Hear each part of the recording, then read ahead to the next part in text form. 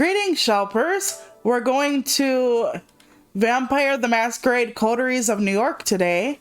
It's going to be a one-off stream since this is a visual novel and there are other things I would like to do for the Halloween season than read a book to you on screen.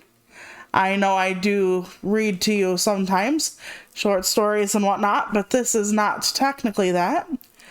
I used to play all kinds of World of Darkness stuff, the tabletop RPG with my brothers. Specifically, my older brothers got me into D&D and all that fun stuff. I kind of miss it, but I don't really have anyone to play with anymore for different reasons. And yeah. There are only 3 classes or 3 types of vampire you can be, and it's going to kind of be a crapshoot if you've never experienced any kind of World of Darkness stuff before. They don't have certain ones. I don't think they have like the Bruja or the ones that are like, okay, they do have text-ish things, which is good. I want big, but then, yeah. Dialogue options in the middle, sure. Language is English, that is true. There are dynamic backgrounds like the flashing lights in the back like this. So you can turn them off if you'd rather not have the flashing. So we are going to do so currently. Okay, I'm just gonna hit back, excuse me. Sorry, I'm a bit late. I didn't figure anyone to be chomping at the bitch for. Okay, they have Bruja, Adventure, and Toreador. They do not have the, what the hell is it? The ones that are like werewolves. I forget the name. My oldest brother liked them. But anyway.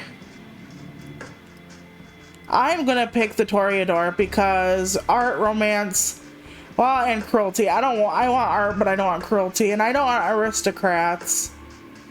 Okay, the rebel against power and rage against authority. That would technically be me, but you know what? We're gonna do the snobby people. Oh God, not that name. No, thank you. What name should we give our vampy? Elvira. They might have another Elvira in here, and if so, that's gonna be like weird, I guess, but oh well. I could name her Elvis. Okay, Elvira. There we go. I might have spelled it wrong. Doesn't really matter. I have to read everything to you. So, buckle in for some story time, Shelpers. I decided I'm definitely not going to go to the meeting at the library, by the way. Okay, so New York taught me to believe in fate. Had you asked me about fate back when I was a human, I would have told you it's just superstitious bullshit, that we're all designers of our own destinies. That belief shattered when the richest woman in the United States, the actual richest one, not a face you could have seen in the papers, of course, sank her teeth deep into my neck. It happened in the very same place you're standing in right now, by the way. Fate? You decide. Okay, fate versus what? By the way, I'm gonna like, the settings of the text size is awesome, but might be a little too much when they really get kicking, so we're gonna try that. Okay, I can read it, I think. Please, there's absolutely no need to be hostile. Just listen a little longer. See, my mistake was that I flew too close to the sun. It makes sense that my punishment was to never see its glow again. I was incandescent myself. I was hot shit. I had it all. Money, looks, confidence, connections, men, women, a career, and a spark in my eye. The one you need to be born with. Oh, okay. Glad to know you are humble. And that's when someone far more powerful than me saw my radiance and thought, that won't do. She robbed me of the light erupting from within and gave me a subtle, endearing gleam in its place. She decided that would fit me much better. She was a 9th generation kindred vampire, just like you, an apex predator. She probably enjoyed teaching me, the peak of human existence, my real place in the food chain. Oh my god. Yeah, this person is so humble, so utterly humble. It's such an eyesore when you look at some loudmouth braggart and see them for all they really are. The temptation to teach them a lesson can be unbearable, right? No, not a lesson. I just kind of walk away from them, I guess. Hi, Zohar. This is a visual novel. This is the only one we're doing for a while. Well, my sire's lesson was a lesson about fate. A message saying, you're eternally doomed to be at the mercy of your sovereign.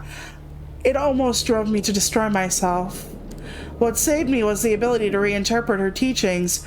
Hers wasn't a message of doom. It was a message of hope. Fate exists, and one can shape it given the right tools. Sounds like a person having some copium. My sire didn't believe my tools were fitting for the job. She considered them toys, and me just her amusing subject. Well, she's deader than dead now, and I'm still here, standing right where she stood when we first met. Good for you? Yes, I'm breaking the system. I know we just talked about this the other day. You must have wondered how I've learned about your arrival at JFK Airport. My answer is, of course, destiny. As luck would have it, today happened to be a day of some of my associates were inspecting the coffins. Okay, that kind of sounds like the banana tree led me to the ground. And it would be like, okay, that kind of makes sense. The banana tree led me to the ground for I can now see the skyscraper in the ass of the bird. Okay, that makes less sense.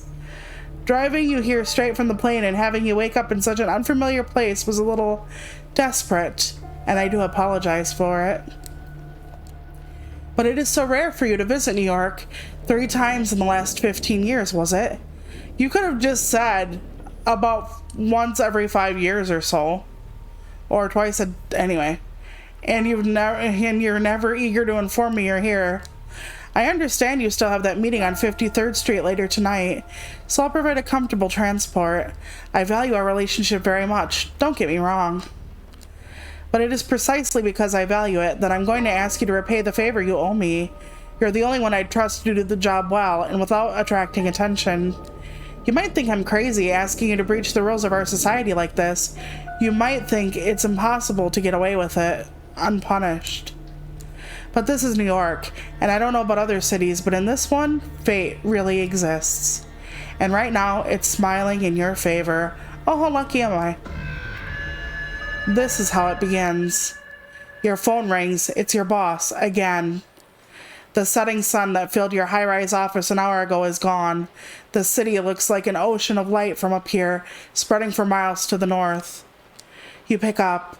You are about to call it a day, forget about the world of fintech, and decompress at home. No dice. Thank you. Nope, definitely a pumpkin. And I'm an ornament for Christmas.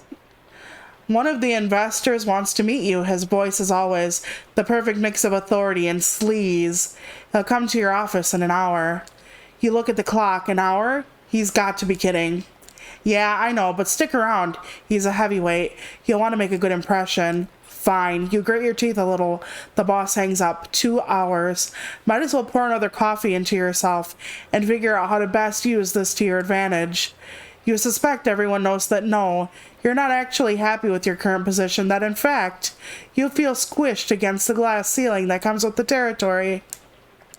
Sure, your idiot superior might have gotten the job only because he's the CEO's golfing buddy, but you're going to put in an unholy amount of work into your advancement. Times were you'd laugh off the idea of staying at the office until 9 p.m. You had a partner to go home to, the nightly Netflix and chill ritual to perform. Nightly? Oh, that was lucky. Wink, wink, nudge, nudge. Complete with pizza or Chinese takeout. I actually was almost going to have a glass-like Christmas tree. That was one of the possibilities at the time. But I kind of wanted to keep the roundness or the cascade of a shell-like appearance. The cake is the thing that I did the most out of pocket. Okay. Ever since you moved up the ladder, though, your hours have only gotten longer. Food? Mostly at the company cafeteria, sometimes takeout, always a rush. You praise the heavens for your crazy metabolism and dread the day it finally decides to give up. Rest, at this point, the cleaning lady who takes care of your apartment probably spends more time in your bedroom than you do. You flash back to your boss quoting Shakespeare to impress his new, extremely attractive and uncomfortably young secretary, for some must watch while some must sleep. So runs the world away. Drinks mostly with colleagues, and they all pretty much hate you at this point. Oh my god. Yeah, this person is really full of themselves, though. Yeah, so Netflix and chill is a ritual. Watching a movie and banging is a ritual, and a nightly one at that. Another flashback, this time to the most profitable quarter in the company's history. Still, the board decided that layoffs were in order. Your boss didn't feel like letting people know in person, so he passed that privilege on you. No wonder people don't like you. Gotta hand it to him. He always knew how to pick his battles. But maybe, just maybe, tonight's the night it's all going to change. How right you are. You decide to play the good looks angle, nothing too slutty. If I were a guy, what would have been the angle to this, by the way? Because he wouldn't have been like, nothing too slutty. Anyway. You leave your blouse slightly unbuttoned. Check if your ass looks good as you remembered in your pencil skirt. The mirror says yes. She has no confidence issue. She was right about that. It's not something you're proud of, but you become too jaded to care. All right. Misogyny, I love you. Misogyny, you care. Okay. Knowing your luck, the investor is going to be one of two types. A self-absorbed Musk wannabe in his 20s, or a fat old pervert drenched in cologne. Oh, great. Yeah. Well, I guess we're stereotyping every fucking person here, I guess. I said I guess twice because it makes the most sense at this point. I don't know about that. Like, I went through a little bit with the one guy just to see if I could read it, and I was fast forwarding through it, and at one point he wakes up in a strange woman's bed, and I think she took him there to screw him but bit him or so, I don't know. Anyway, you hear the elevator ding. Time to get this show on the road. You take one final look in the mirror and fix your hair as the footsteps echo across the empty hallway. Good that they're bringing up the mirror so much, by the way. She's so cocky and confident in that mirror, and she won't be able to use it pretty soon. The man who approaches your office is not what you expected. He's slick, to be sure, but he seems a bit more refined than your usual company man. Expensive suit, matching tie and shirt, confident in his stride, surprisingly good-looking. That's good-looking? My lady. Okay, nope, not doing it. Good evening. I hope this unforeseen visit isn't too much of an inconvenience. God, that voice. You're taken aback by how smooth and strong it is. Get laid! And his eyes, steel blue, cold, intense. Almost like they're not there, like you're watching someone from The fucking Exorcist. Okay. He's all business, professional, treats you in a manner that's appropriate to your stature. When he speaks, he actually looks you in the eye and not at your cleavage. Yeah, everyone has their personal taste, but she's fucking wrong about this. He asks some questions about your work, tells you how he noticed your input after talking to the CEO, another golfing buddy, and comes charmingly close to calling your boss an incompetent doofus. All the while, you try to guess his accent, but can't quite place it. European, sure, but where from? That's another hint that it's a vampire. They all have indiscernible European accents. At least the ones that bite you. I know I've kept you long enough, but would you indulge me and join me for a drink? There is no blue eyes here. Show me blue eyes. Any one of you. Those are the whites of your eyes. That's a guy rolling his fucking eyes back in his head like the goddamn Undertaker from WWE. Of course, for a minute there, it seemed like he wasn't that kind of guy. But what the hell, you go with it. He seems nice enough. Besides, it's not like you have any other plans. Maybe he'll buy you pizza and watch Netflix. The investor has a limo waiting downstairs, and the driver takes you to a high-end restaurant in Williamsburg. A seat is waiting for you in the deluxe lounge. It's just the two of you. Wait, in the whole restaurant? No. Never a good thing. You talk about this and that. Your companion seems to have a knack for history. Probably lived through most of it. So tell me, what would you do if you had full control of the company? You almost choke on your wine. This is your chance. You say what's been on your mind for months, but hide it behind a veneer of professional corpo babble. Refocusing, listening to your instincts for once. Restructuring, kicking out your boss. Aggressively pursuing new markets, getting the hell away from these horrible people. He likes the sound of that. He leans forward. His eyes flash with intensity and something else. A strange emotion that wasn't there before. You'll do just fine. Uh-oh, the music kicked in. Something is happening. It's Wesker. Yeah, I think it's because his eyes are actually light. But I don't know. His words echo inside your head as you black out. You wake up, God only knows how much later. I would think I was date raped or something, like drugged. As you try to piece together what happened, you hear a familiar voice, the investor, or whatever the hell he is, talking to someone. You suddenly recall snippets, fragmented memories, his sapphire eyes intently locked with yours, his teeth suddenly longer and sharper. And something else, a feeling on your neck that takes you back to your last orgasm, a company trip to Florida, a sweaty room, the cutie from HR who doesn't work there anymore, and then darkness. Well, no shit, the person from HR doesn't work there if they're banging the employees. All employees. Yes, I'm done here. Consider my debt paid. So somebody wanted me bitten, I guess. The investor pushes the other figure aside and walks away from the lounge, barely bothering to look at you. The door locks behind him. Some time passes before you find the strength to get up from the couch. You touch your lips. Blood. Did that asshole hit you? Yes, because that's the biggest problem right now. Is that he hit you when you were unconscious. I'm gonna have to read it. Oh my God. You try to stand up, but your head is pounding and your stomach is like a heavy knot, pulling you down.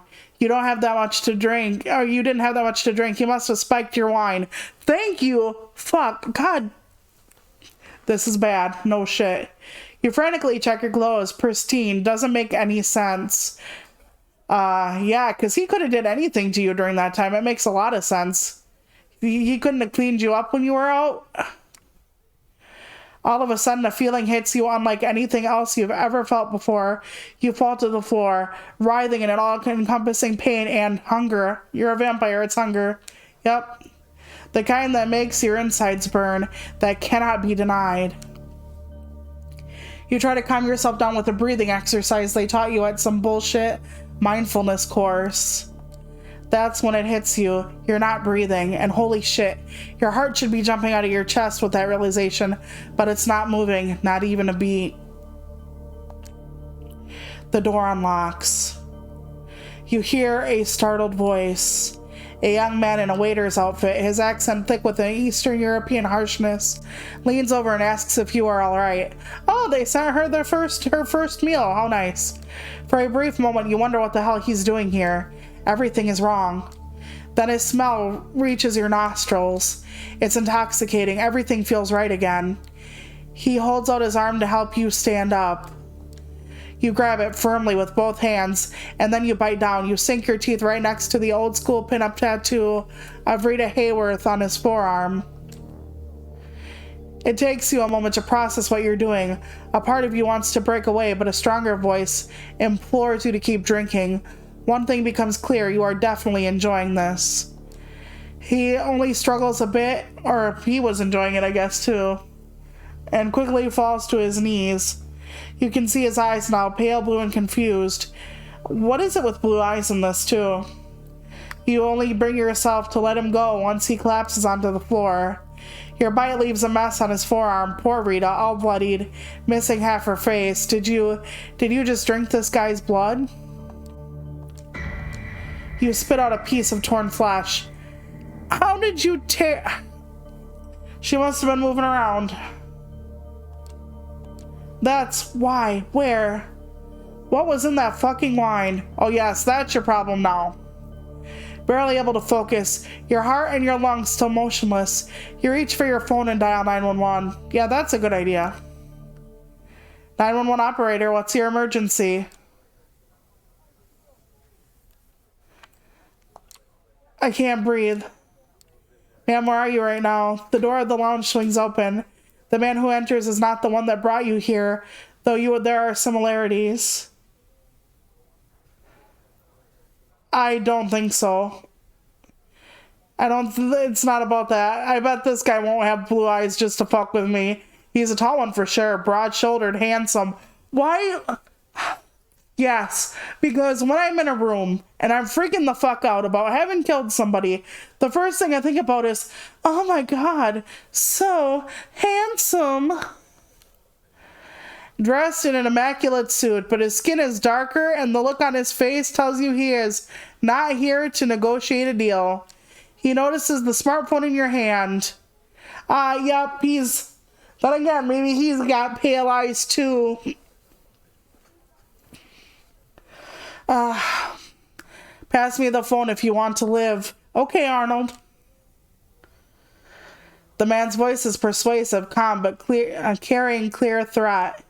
He's got an aura of a viciously efficient corporate shark. You find it hard to argue with him. Ma'am, hello? I apologize for wasting your time. My new colleague got drunk and is trying to impress everyone with her antics. Good night.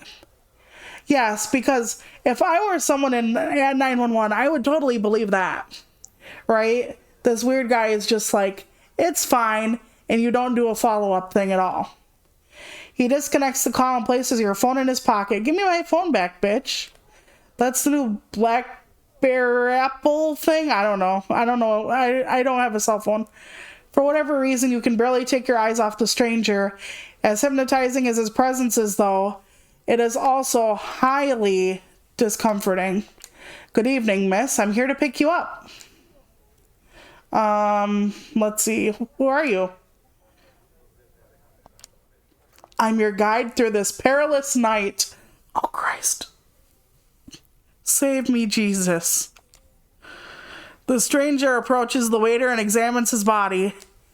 Critical condition, but he may live. Anyway, then he sets his sights on you. I know this is all new to you, but I've dealt with hundreds of strays like you, and going by experience, they tend to fall into two categories. Okay, a stray is when you are made and then the person abandons you who makes you. And usually that's a very dangerous situation because they can't control themselves and whatnot. So, first, there are the smart ones who carefully obey my every word and don't try to pull anything stupid. I always get them to where they need to be, safe and sound. Yeah, and there's a whole hierarchy in this type of vampire world. So, you have to, like, suck a lot of ass, if you know what I mean. And then there are the dumb ones. The punks who thought they could take me on. The wise guys who tried to contact somebody secretly and without permission. The troublemakers who tried to run off or make a scene. None of them get to their destination in one piece. In fact, most of them never reach their destination at all. His voice becomes slightly bored and monotone. You can tell he's given the speech before, likely dozens of times. So you see, while I generally consider myself pretty smart, I'm also a Mets fan. It's my one true weakness. One that inspired me to come up with a 3-strike system when dealing with pups like you. If you get on my nerves once or twice, well, I understand. Not all of us perform well in stressful situations. But cross me 3 times and you're out. No excuses, no forgiveness, no mercy. A lot of strays end up actually being killed because they are that unruly and can't control themselves. As he's talking, he slowly approaches you, adding a bit of theatrical swagger to his walk. Eventually, he leans in, deliberately invading your personal space. You realize it's a test. He's daring you to do something about it. 3 strikes and you're out. Say, I understand, sir, now. Every atom of you screams to obey his authority.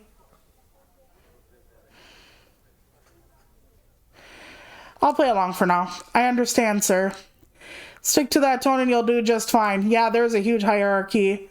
Moving on, is there anything you'd want to inform your current of your current situation? Tell them you're all right. He flashes his fangs briefly, and for some reason, the sight sends chills down your spine. There's something very wrong with him. No shit, there's something very wrong with all of this. Someone closest to you? I think if I have someone close to me waiting, they would actually kill them at points, but no one. No, I don't have anyone. The stranger squints at you. No family, no lover, no friends, nothing. Yeah, rub it in, prick. A job. Your blank stare tells him the whole story. He immediately stops prying and gives you something even worse than a look of pity, a look of honest compassion. Well, that makes things simpler, but let me be crystal clear just in case. From this point on, you are subject to different laws than the ones you grew up under, and you'll be watched by many eyes to ensure the laws are respected. You are forbidden from letting anyone know you're still alive. You are forbidden from showing your face anywhere they know you. If anyone comes looking for you, it's over for both you and them. Okay, hold on just a second. Wouldn't it be better to take people like this out of the city then? Because I would possibly run into a coworker or something. I mean, wouldn't it be better to, like, start over in a new state? Fuck, even a new country. These vampires are old enough, they have the money and connections to get me out. Wouldn't it be better to start over in a place where no one knows me, where no one who actually lays eyes on me can be like, hey, weren't you that chick at that one company, at that one party? You know. That practice tone again. You put on your poker face and listen in silence. So unless you want your boss to end up at the bottom of the Hudson, I'd suggest you cooperate. Don't tempt me. He smiles, revealing his fangs again. There's something sickening about it. Suddenly you feel overwhelmed by a sense of exhaustion and pass out. Yeah, he's a specific type of vampire. That's what's going on. I think they are, or like in a basement. I don't know. When you regain your senses, you find yourself in the stranger's arms. The man is holding you as he would his spouse who's had a little too much to drink. You try to break free, but he holds you close and gives you a cautioning look. Only when you see you're struggling does he let you go. Only now do you notice the change in scenery. You find yourself in a fancy lobby right next to the elevator. The place is empty, save for a single concierge and some cleaning staff. Your companion gestures at the concierge as you pass, and he picks up the phone. The elevator arrives, the door opens, and the man motions toward the cabin. After you. Okay, where are we going? To a safe place, that's all you need to know. Trust me, you don't want to make this difficult, just get in. Step inside the elevator. Going against your instincts, you enter the cabin. Smooth jazz is playing over the speakers. As the elevator starts its descent, you are dazed, panicky, but somehow locked in place. Yeah, the older vampires can actually hold you in some kind of, like a geas. I figure I'm gonna go with him for now, because if I get 3 fucking strikes, I better make them count. Not like petty threatening to do something. I mean like full out. On the one hand, you find the stranger's presence oddly soothing. On the other, you can feel your body tensing up with stress. You can't help but think back to the young waiter, the doe-eyed look on his face, the confused look he gave you just before. No, it's better not to think about it. Plus, you have other things to worry about, like the fact that you're being kidnapped. Well, I mean, you wake up and at first your whole thought process was like, did he hit me? And now your thought process, after basically becoming a vampire, is he kidnapping me? Lady, priorities. The cat, I mean, don't get me wrong. Yes, it's important that she's being, like, taken somewhere. But I would also be more freaked out that I was a supernatural critter ditter who just murdered someone. The fact that she almost murdered someone. And the fact that she almost murdered someone and she's like, this guy is so weird, but so handsome, but so scary. Yeah, okay. It's a bit overwhelming. The cabin door opens to the same garage. I mean, she could be trying not to think about it, but the same garage you arrived at with the investors some hours ago. The man shows you to a black Cadillac Escalade, of course. I know what you're thinking. Getting into a car with some strange man, boy, sure seems like a dumb idea. Maybe I can make a run for it. I might be able to lose him. So let me be perfectly clear. Your best bet is to get in, relax, and enjoy the ride. Do you think the waiter upstairs, is he going to be alright? Yes. You look him in the eyes and can tell immediately he's lying. Of course. No more questions. Get in the car, please. I'll get in the car. Seems like the worst idea ever, but it's made it very clear you have no choice in the matter. Let me think. Can I at least know your name? You'll know it when the time is right. He takes a glance at his expensive-looking watch. Listen, you really need to quit stalling. We're on a bit of a schedule. The sun comes up in 2 hours, and I don't want to be here when it does. Okay. Look, I just want to know what this is about. Then wait until tomorrow. He opens the car door and gestures toward it. You see no point in delaying the inevitable, so you get in. The door locks behind you. The Cadillac is almost entirely dark. The side windows seem light-proof. The man gets into the driver's seat, starts the engine, and drives away without another word. Did I die? Depends on your definition of death. Listen, I realize you have many questions. Tomorrow you'll get some answers, but tonight, you need to do what I say. And right now, I need some quiet, please. Okay, that part is bullshit. By the way, I can see him in the mirror. Am I supposed to? Maybe I forget if these vampires are, able to be seen in the mirror. You feel too confused to protest. You stay silent for the rest of the ride, even as more questions bubble to the surface. One actually being, did you actually kill someone tonight? Yes! Thank you! Okay. Staring out of the window, you find it hard to focus and quickly lose track of where you're headed. You can only tell that you haven't left Manhattan. Another underground parking, almost featureless, empty. The car stops and the man opens the door for you. We're here. The stranger walks you to a nearby door. He opens it and motions you to get in. Go on in, make yourself comfortable. If you get hungry again, take a look in the fridge. I'll pick you up tomorrow and you'll get your answers. Behind the door is a small room, no windows, just a simple bed and a simple light bulb hanging from the ceiling. A small fridge is humming away in the corner, accompanied by a rattling AC fan in the wall. Okay, you're leaving me here? That's it, for now at least. Look, this room is your best chance of seeing another night. I realize you've been put in a problematic situation and it's not entirely your fault. Not entirely my fault? Entirely my fault? My dude. Yes, because I held out my neck and said, please, make me a juice box. Cooperate and you might still make it. You will learn more tomorrow, but for the time being, get in and get cozy. Yeah, because they still, even if I cooperate, they still might kill me. He gestures inside the room. Oh, shit. I hit a button and I thought I made, okay. You feel a blur and you feel a sharp pain in your chest as you fall to the concrete floor. When you realize you can't move, you hear the man standing above you let out a disappointed sigh. I don't have the patience. 3 strikes, you're out and you were so close. With that, he throws you over his shoulder and carries you into the small room, leaves you without a word. I didn't mean to do it, but oh well. Locking the door behind him. You spend the next 15 minutes zoning in and out before finally giving into the blackness, an endless void of nothing, an endless void of nothingness, an endless void of nothingness. Suddenly, a wet squelch sound rings in your ears, then your chest explodes with an ache, disembodied. You find yourself being slowly entrapped by a horrifying dead flesh, then resurrection. You suck air through your teeth as you wake, hoping it was all a nightmare. The gasp doesn't bring you any comfort, and you quickly realize it's nothing more than a residual instinct. You don't actually breathe in nor out, and your heart is as still as it was before. Sight comes back to you as the somewhat familiar surroundings of an underground room come into focus. The humming of the Cadillac's engine reaches your ears before his voice does. Rise and shine, fledgling, you've got places to be. And there he is, standing in the doorway expectantly, as soon as immaculate as yesterday, but his presence strikes you as even more malevolent than before. Okay, what is this about? This isn't my responsibility, it lies with my superiors. Great, even in this demented situation, you can't escape office politics. The man glances at his watch and turns his eyes to you again. You're expected, get in the car. You have more questions? Where I'm taking you, you'll get the answers, probably more than you're ready to handle. Yeah, I think so.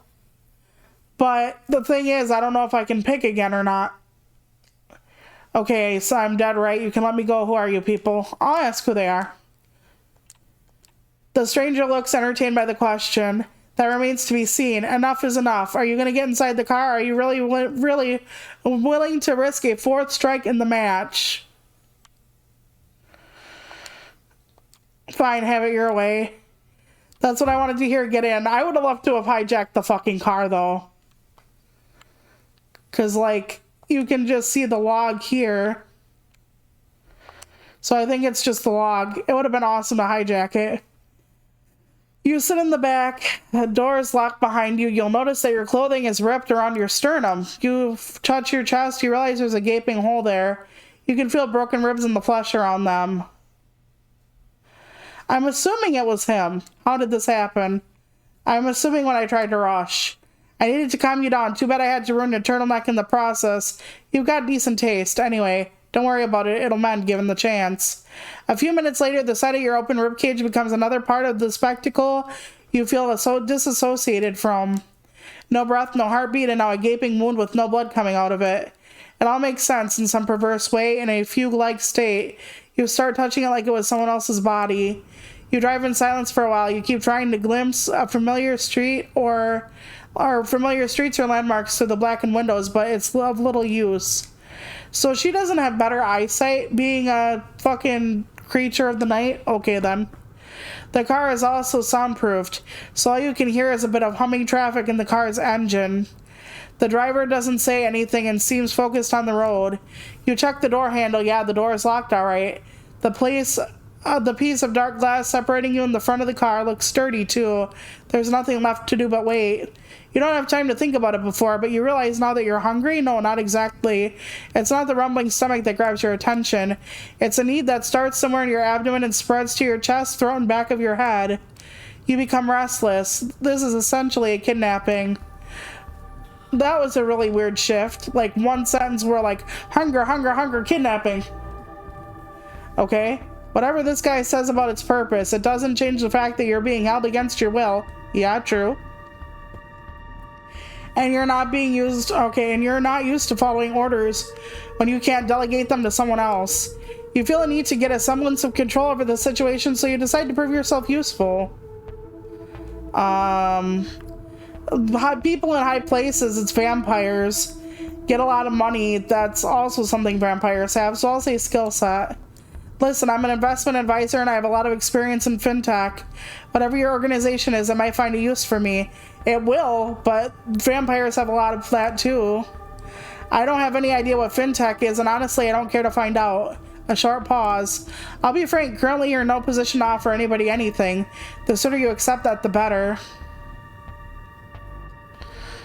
I would curse him out. That's like... pig-headed fuckboy. Hey, language. A sharp pause. He actually looks insulted. Your attitude won't help you make friends, and in some current position you definitely need some. Consider that, preferably in silence. That dull hunger strikes again. The powerlessness hurts. You are used to people listening to you, or pretending to care about your demands at least. I would like to know what someone like me would have done in this situation, because I'm used to nobody listening to me. Except like 2 people or so in my life, so... The driver doesn't play that game, and it annoys you to no end. It takes you another 20 or so minutes to get to your destination. As the door opens, you try to get your bearings. You're still in New York, that much is certain. Queens, maybe. After me, no sudden movements, please. You approach a nice-looking building that houses a 2-story gallery called the Art Hole. Classy. 2 large men in suits flank the door on both sides, and they give your companion a nod as you approach. Prompted by the stranger guiding you, you walk inside. The gallery is full, which is unusual at this hour to say the least. About 24 faces fill the showroom, and a number of waiters navigate the gathering, serving drinks, all of them beneath the guests' attention. God, these people are shitty in this. The visitors are well dressed for the most part, but it's unclear what they have gathered here for. Well, I'm hoping they're all vampires, because it makes sense that nobody actually looks at them. Nobody seems to be particularly interested in the art pieces on the walls, and the atmosphere is polite, unnaturally so. So this is a gathering of vampires, then. Many guests turn to look at you and the stranger who brought you here. Their glances are varied. You see open contempt on a few faces and animated interest on others. Most of the eyes in the room calmly observe you, as if wishing to appraise your worth. This reminds you of your company meetings. Yeah, it would. I would think so. You, the only woman in the room, silently judged not on her merits, but on her standing on the list. Passed in clandestine email threads between your male coworkers, until HR found out, that is. Not the most pleasant experience, but there's no denying it taught you resilience. So, was the list like them actually talking about who's fucked her and did what with her, or what? When others would cower, you now straighten up. When others would turn their gaze, you now meet the eyes of the gallery's guests with confidence. Good evening, Kadir. And you, child. So his name is Kadir. Okay. The noble, cold voice takes you out of your head and back to the situation at hand. The gallery, a crowd of strangers, you being brought here against your will. For what purpose? The room awaits your response. Good evening, miss. You are addressing the Prince of New York City, Helene Portman, child of Michaela. Okay, we didn't get the gender wrong. So, Helene. Thank you, my sheriff, but I'm capable of introducing myself. She is somewhat plain-looking and doesn't seem to possess a great deal of charm, but still the entire room is intently focused on her voice. She has influence over the people, that much is clear. You may address me as Prince, child. I realize your introduction on life was abrupt, and I understand your sire left shortly after. The role of our society dictated I punish you both for this transgression. Now that's bullshit. If she asked to be turned into a vampire, my character, that would be one thing. A murmur of agreement, maybe, can be heard from the gathered audience, but I am willing to listen to what your loyal sheriff has to say about the circumstances of your embrace. Turning first. Remain silent. You decide it's best to stay silent and wait till the whole situation to unfold. It feels like you're out of your depth. Shall we begin? You are about to be judged by the court of New York City. Kadir, please tell us how you found the fledgling and what happened on your way here. Court, Prince, is this some kind of secret society make-believe? A trusted informant who has chosen to remain anonymous at this time tipped me off about a suspicious kindred appearing in one of our domains. Upon investigating, I found them gone, but this fledgling remained in their place. A reservation made in the private lounge of the patrician suggests this one sire had plenty of resources to spend. However, they are apparently also well connected. I lost track of them. I had hoped I wouldn't have to resort to violence. But after bringing this kindred into one of our houses, her instincts got the better of her, a shame, but nothing I wasn't prepared for. A few guests glanced at the hole in your clothing. You realize the damage to your chest is almost gone, as if mended on its own. Being stalked once proved to be a sufficient... Staked, I guess. Proved one... So you can be staked without being killed, I guess. Proved to be a sufficient lesson. She did not oppose me tonight. During our drive here, she showed me her fangs, metaphorically speaking, posturing as if we were equals, insulting me when it wouldn't work. I refrained from causing her physical harm, but I expect her ego might still be a bit bruised. He looks at you and flashes a nasty smile. The story ends with us arriving at Elysium tonight. All eyes are on you again. You take a special interest in one of the faces. It's a beautiful woman with curly, almost blood-red hair and a dress to match. You see her whispering to some bespectacled man with an absent-minded look on his face. Who is she, you wonder? Thank you, Kadir. I take note of the fledgling's behavior and will take it into consideration later. She turns her attention to you. First, there is the matter of your sire. The person who brought you where Kadir picked you up last night, who were they? A handsome businessman. An entrepreneur, acquaintance of my boss, I think. Good-looking, pale blue eyes and gray in his hair. Charming, abrasive, a cold son of a bitch. You feel tired and angry. The whole situation, spending the day in some underground parking lot, having to bear the looks of a room full of strangers, it's almost too much to take in stride. There's a reason you should take it in stride, but there's no reason you should take it in stride, but you do. Because if there's one thing your professional career has taught you, it's that. All because of that asshole, whoever he was. He never even gave you a name or a card, nothing. Well, Kadir, does that sound familiar? No, it does not, or at least not familiar enough. I will continue the search after we're done here. He talked to somebody at the restaurant. Okay, before he left. I can't remember what he said, but he wasn't alone. Maybe that's a lead you can follow. Did he now? That is interesting. I do hope the proprietor won't stay mad at us for losing one of his staff. It's almost like he knows the waiter's fate is still bothering you and takes pleasure in pointing it out. Thank you for the observation. I will investigate it later. What shall I do with the fledgling, my prince? What is your recommendation, my sheriff? The traditions are clear. Thou shalt only sire another with the permission of thine elder. Yeah, they have to get permissions and everything like that. If thou createst another without thine elder's leave, both thy and thy progeny should be slain. Yeah, that's bullshit. If you are actually not involved in that, I am ready to fulfill my duty. Stay your hand for just a moment longer, Kadir. I wish to consult my counsel on this, make sure everyone is in agreement. Of course. He seems strangely relieved.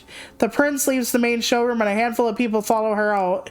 You're about to ask Kadir what all the talk of traditions and councils was, when the red-haired woman approaches the two of you. Sophie. Sheriff? I was wondering if I could have a word with the fledgling. What for? She lowers her voice in response. Come now, Kadir. We all know what the verdict is going to be. Let me speak to them. You might not have to stain your hands tonight after all. Her words grab his attention. His face is hard to read, and it's like several emotions are struggling for domination. Anger, sadness, hope, gratitude, resolve. I'll go get my sword.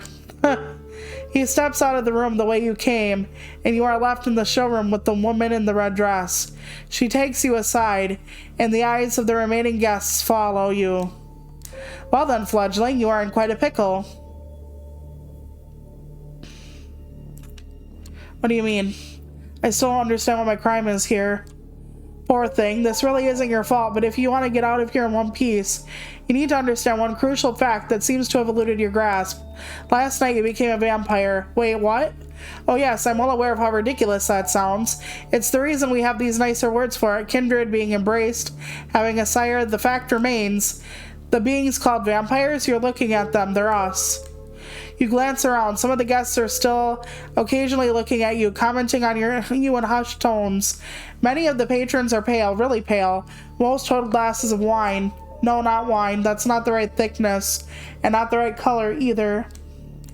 You're trying to come up with something sensible to say, but you're drawing a blank. It makes a morbid kind of sense. You drank blood last night, and there's no denying it. And your breathing has not returned. Your heart remains still. A vampire. Two voices in your head start battling for supremacy. One of them slowly begins to put everything that happened yesterday together, coming to a conclusion that no matter how insane it might seem, nothing but what she's saying makes sense. The other voice just keeps saying, what the fuck, on repeat. You're surprised. This is often how it plays out by design. Kadir deliberately keeping you in the dark and all. If we do nothing, you will be cut down as sure as the day follows night. But I'm here to offer you a chance, a way out under one condition. I will take you under my wing. If you're lucky, the prince will be in a good mood tonight, and Kadir's complaints about your behavior won't influence her judgment. So, I only did one bad thing, and then they forced me to do one. And they still said it's awful behavior. Okay, then. This society values docility. She might agree to this, but only if you swear fealty to me. I'm not making the offer lightly. As your patron, I will take responsibility for you. Your actions will reflect on me. If they reflect negatively, I'll make sure you face the consequences.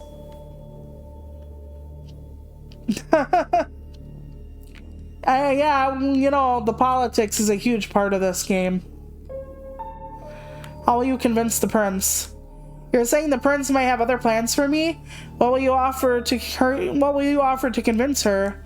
You'll see it yourself, hopefully. Know this. There are certain traditions and a history of our society in this city I can tap into. My word might not carry that much weight, but it's not easily ignored either. Steps and hushed voices can be heard from the side room. Seems the prince and her council have are returning to the showroom. Kadir appears downstairs as well and starts walking toward you. When you hear the verdict, ask to be spared. I will intervene. Remember my condition. She flashes a heart-melting smile towards Kadir, who does not smile back. The sheriff's immaculate suit is now complemented by a curved, oriental-looking metal scabbard fastened with a colorful sash around his waist. It would look vaguely ridiculous if it wasn't surprisingly intimidating first and foremost. Kadir takes his place next to you and observes as the prince takes center stage again. Loyal kindred of the New York Camarilla gathered here tonight. I have made my decision regarding the fledgling. Their behavior since being embraced has been disagreeable, and that has not bode well for them becoming a valuable member of our society. Yes, because when you're kidnapped, when you're left alone, when you're harassed, when you're forced into places you don't want to be, to talk to people or not talk to people, yeah, you're going to be docile and kind. You are all keenly aware that the nights we need to close our ranks and trust the wisdom of our elders and their traditions now more than ever before. As our trusted chair pointed out, there can be only one course of action.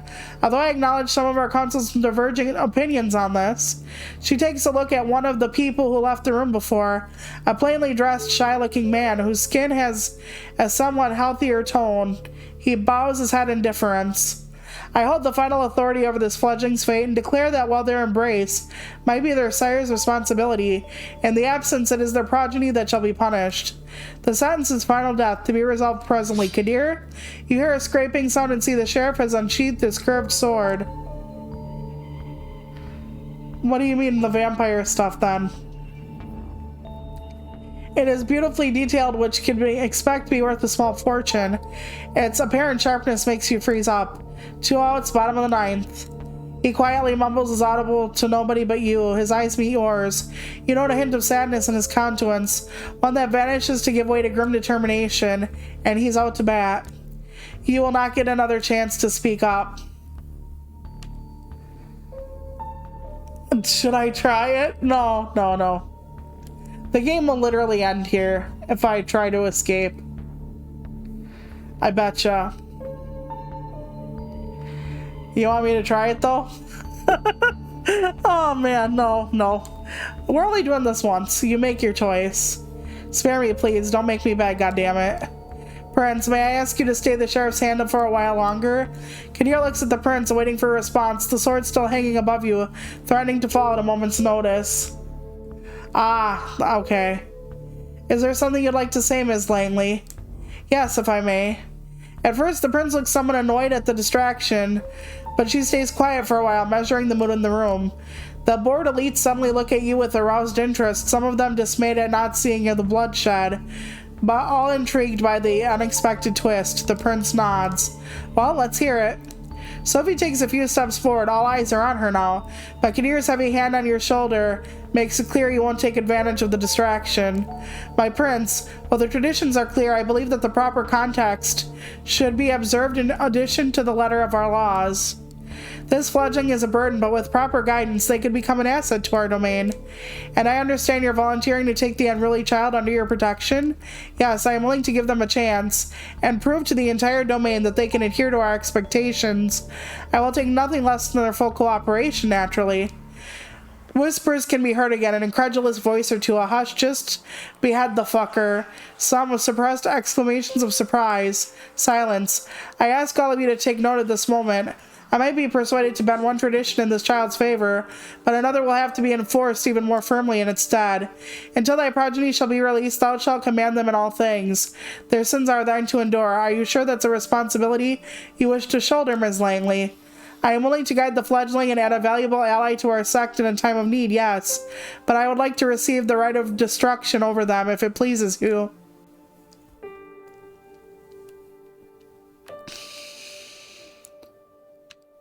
They want me docile, right?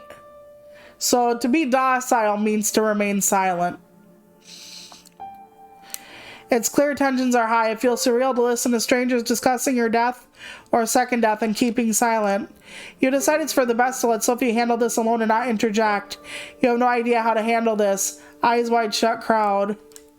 Oh my god, that's a fucking reference. The prince looks at you as if weighing your worth. She takes another good measure of the room before she speaks again. I shall grant what you ask. Let it be known, Sophia Langley of the Clan of the Rose, will become this fledgling's patron. They shall be considered like sire and child. Ms. Langley will take full responsibility for them, and I will grant her the right of destruction if she sees fit to use it. Let my intention be clear, however. If I'm to turn a blind eye to one of our most important traditions, I expect it to be beneficial to the Camarilla, substantially so. I hope you find this verdict satisfactory, Ms. Langley.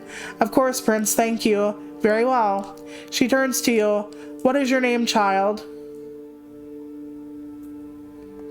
Elvira, Prince. She nods. Welcome to the Camarilla, Elvira. Now, this evening proved to be even more eventful than I anticipated, but with the fledgling's fate decided, I believe our meeting here can conclude. Thank you all for appearing on such short notice. Give my regards to those who couldn't make it. Kadir, a moment of your time before I let you return to your duties? Of course, Prince. He shoots you a side glance that doesn't leave much space for interpretation. You will be watched, you will be judged, and if need be, you will be punished. The two of them leave the gallery. Well, Elvira, I think we both already managed to significantly improve each other's evenings. How did I improve hers? That's what I want to know. Eyes Wide Shut, which was a very sexually charged, somewhat disturbing movie with, I think it was Nicole Kidman and, Tom Cruise back in the day. But let's keep the ball rolling, shall we? I think we should have a toast for the new full partnership. She raises her hand at one of the well-dressed concierges who now have reappeared in the showroom to refill the guest glasses. The conventionally handsome man approaches with a carafe of red liquid. He pours it into two tall glasses. You can barely wait until he hands you the drink. Your attention is fully on it. The fact that it's blood, you're certain of it, doesn't faze you this time. While Sophie sips her drink, you realize it's thirst. No, this hunger can only be satiated by drinking the whole glass in almost a single gulp. You're taken aback with how wretched it tastes. And then you throw up. Just like that, the crimson liquid exits your throat in a stream. Your entire body tenses as if it wanted to get every last drop. Sophie is shocked, and so are the remaining few guests. A posh woman curses you out quietly. You barely manage to avoid spraying it all over your clothes. Sophie's all over the gallery wall. The abstract painting next to you. A small... Oh, shit. Okay. A small disgusting puddle forms at your feet. What a humbling shit show. Don't let it bother you. NYC caterers have very bourgeois ideas about what good blood should taste like, and some of us do have delicate palates. You just need to keep trying. Try taking smaller sips. She waves at one of the staff and they soon start mopping up. In the meantime, the concierge serves you 3 variants of blood. The first two are horrible and indigestible as before, both ending up back in the glass within moments of tasting them. Before the third, you're almost ready to throw the glass at the wall in frustration, but finally, this one's different. Instead of mud and decay, a surprisingly rich bouquet of tastes. You feel blissfully at ease, and Sophie takes notice. Ah, there it is. Would you kindly let us know who the vessel was? Leave the bottle, please. The concierge nods and leaves again. You take another sip and another. You empty the glass. The dull feeling in your stomach and head starts subsiding, but you still want more. Sophie pours you another glass and refills hers. She takes a sip. You have a curiously specific taste, Elvira. Is it the clover notes, the traces of caffeine, or the bittersweet aftertaste of melancholy? You're not fucking sleeping tonight? Just pretend they're trying to run down the Kool-Aid, man. You taste nothing of the kind, but it doesn't matter. It's tasty. But not as delicious as it was last night. Not as intoxicating. It manages to silence the hunger somewhat, though. I think it's better for them to drink it directly. Speaking of drinking, sweetheart, could you make me some water, please? Okay. Or, grab me some. I have ice water, and I'm gonna need it because I'm reading a lot. Looks like drinking blood puts you at ease when you can keep it in. It is a strange realization. The man named Jacob comes back with a small card and leaves it with Sophie. She takes a quick look and passes it to you. It's somebody's medical details.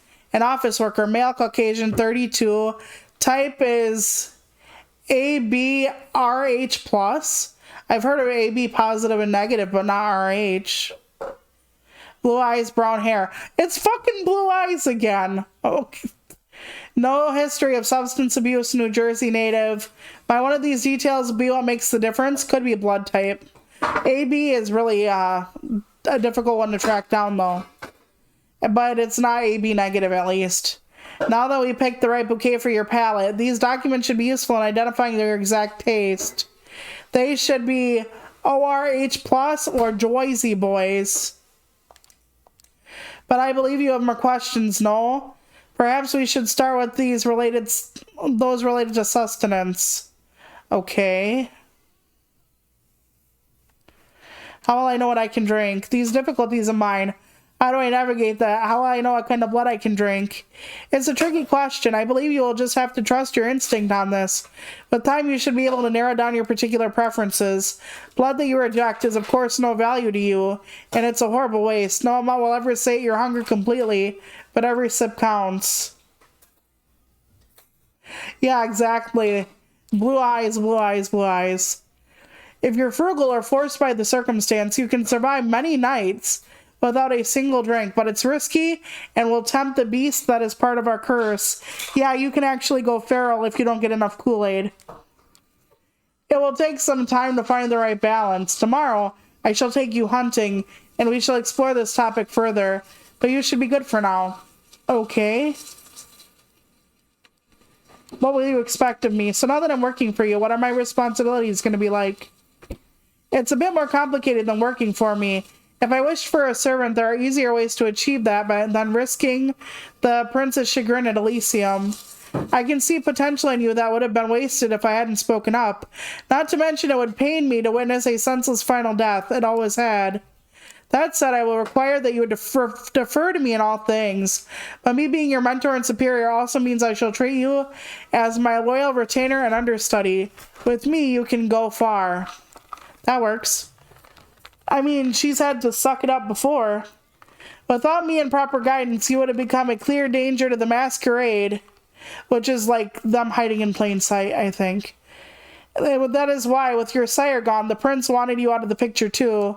The concierge return asks for permission to intrude, which Sophie gives with a polite smile and leans in to whisper in her ear. You note that the gallery is now almost empty. I'm being told the gallery is just about to close, but we still have quite a lot to discuss. We will go to one of my apartments. My jalopy is waiting downstairs. No limo for me. The smile she puts on will nip any the smile she puts on could tip any negotiation toward her favor. Her words are like honey, and she makes it impossible to take your eyes off her. You are under her spell momentarily. Could be a glamour or something, or a Gaius or whatever they call it here. Sophie leads you to a luxurious silver Rolls Royce. Okay, so it was just self-depreciating. At least she wasn't like, I had the looks, I had the ass, I had the cum. I mean, like the fucking girl I am at the beginning. Sophie, okay, Rolls Royce and invites you to sit in the back. The chauffeur, a broad-shouldered, clean-shaven, middle-aged guy. What color are his eyes? I have to know. Okay. And starts driving immediately. Where did we leave off? I believe I started telling you a bit more about our customs. You've heard the prince refer to our traditions, chief among them is the Masquerade.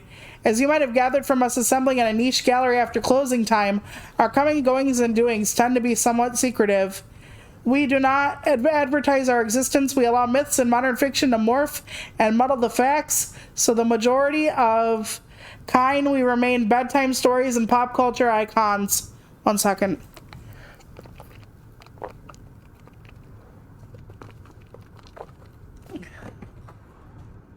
Thank you, my dear. Okay, say, in that one television show about a vampire angel still popular? Oh my god, this must have been an old game. Yeah, we're good. Are you? Yeah, I'm gonna be gone just a couple days. I'm getting a ride down to Milwaukee. Okay. If anything, I'll be back Monday afternoon. Alright, thank you. Sorry about that. Our neighbor popped by. What happened? I will tell you later, but our neighbor is going to Milwaukee. Okay. And she'll be back on Monday if we need anything. Right. Okay. Okay, say as I went to, okay, Vampire Angel. Yes, it's literally called Angel. You shake your head in confusion. She shrugs and continues talking, looking a bit more dejected than before. Our clandestine ways help us remain safe, allow us to explain away the occasional trip up to the rational minds of first century humanity, and dictate much of our interactions with mortals. Let's see. What's the risk? What's the worst thing that could happen if you're a vampire? Surely you can defeat any threat that comes your way. Yeah, that would be awesome. No, they're just like the waters of the ocean with the white sandy beaches around the crystal blue. They're crystal blue. They're an aqua. It would surely make things easier if we could. Unfortunately for us, there are plenty of things that harm us. Chief among them are sunlight and fire. Both will burn you to ash. That's why we rest during the day. You felt it, I'm sure. That it's more like being dead than being dormant. But we have no choice. We are night dwellers, but day sleepers. Ah, that's the way I am now. I stay up till like 4 a.m. Some are folk-oriented. Okay, some more folk-oriented threats are just legends or occasionally a minor nuisance. Yeah, I think you can stake someone and put them into something called torpor, which is where they have to like sleep and slowly regain energy, if I remember. Hi, Jumpstis, how are you? But yeah, if I remember correctly in this lore, torpor is what happens when you get staked, not immediate death. Like almost falling into a coma of sorts. Oh, okay, so it's not that old. Then what the fuck? Okay. Maybe because she, as a vampire, is supposed to be, like, lost in the... How are you? How are you doing? But yeah, maybe as a vampire, she's supposed to be lost in, like, the 90s or early 2000s. That might explain things. Like, she became a vampire maybe 20 years ago. That could explain all this. Okay, so some more folk-related threats are just legends, or occasionally a minor nuisance. Garlic, running water, even religious symbols don't repel us, unless the wielder is uniquely pure and godly. Okay, so that's not going to happen. Oh, I don't even know what you do for work. Stakes through the heart, though, that's something to avoid. They do not destroy, but they paralyze, which under the right circumstances can often be the same thing. Yeah, torpor. And if you go into enough torpor, you actually can't eat, I think. You're familiar with the sensation, I'm sure. You see your pain point to the closed wound on your chest. Though the tattered clothes where the stake entered are more of a reminder of your defiance than any pain or discomfort is. For a second, you expect your heart to beat faster, then you remember it's impossible. Oh, do you like the job? There's a reason to have somebody like my trusted driver, or that's a reason to have someone like my trusted driver, Gregory, of the indeterminate eye color. Make sure you're safe when you drift away. We have many enemies, and they often know their advantage lies with daylight. Yeah, and the enemies aren't just other people or whatever, it's vampires too. So it's good to keep human friends. Do vampires watch each other back? You mentioned enemies. I guess that makes it necessary to watch each other's backs. Can you count on other vampires? Not really. She surprises you by letting out a soft chuckle before answering. No. Our little sect supplies social interactions aplenty, but it doesn't really encourage counting on someone. Support given in exchange for favors. That's more like it. Yeah. You can only trust like the people who you're really close to in your sect, and even then,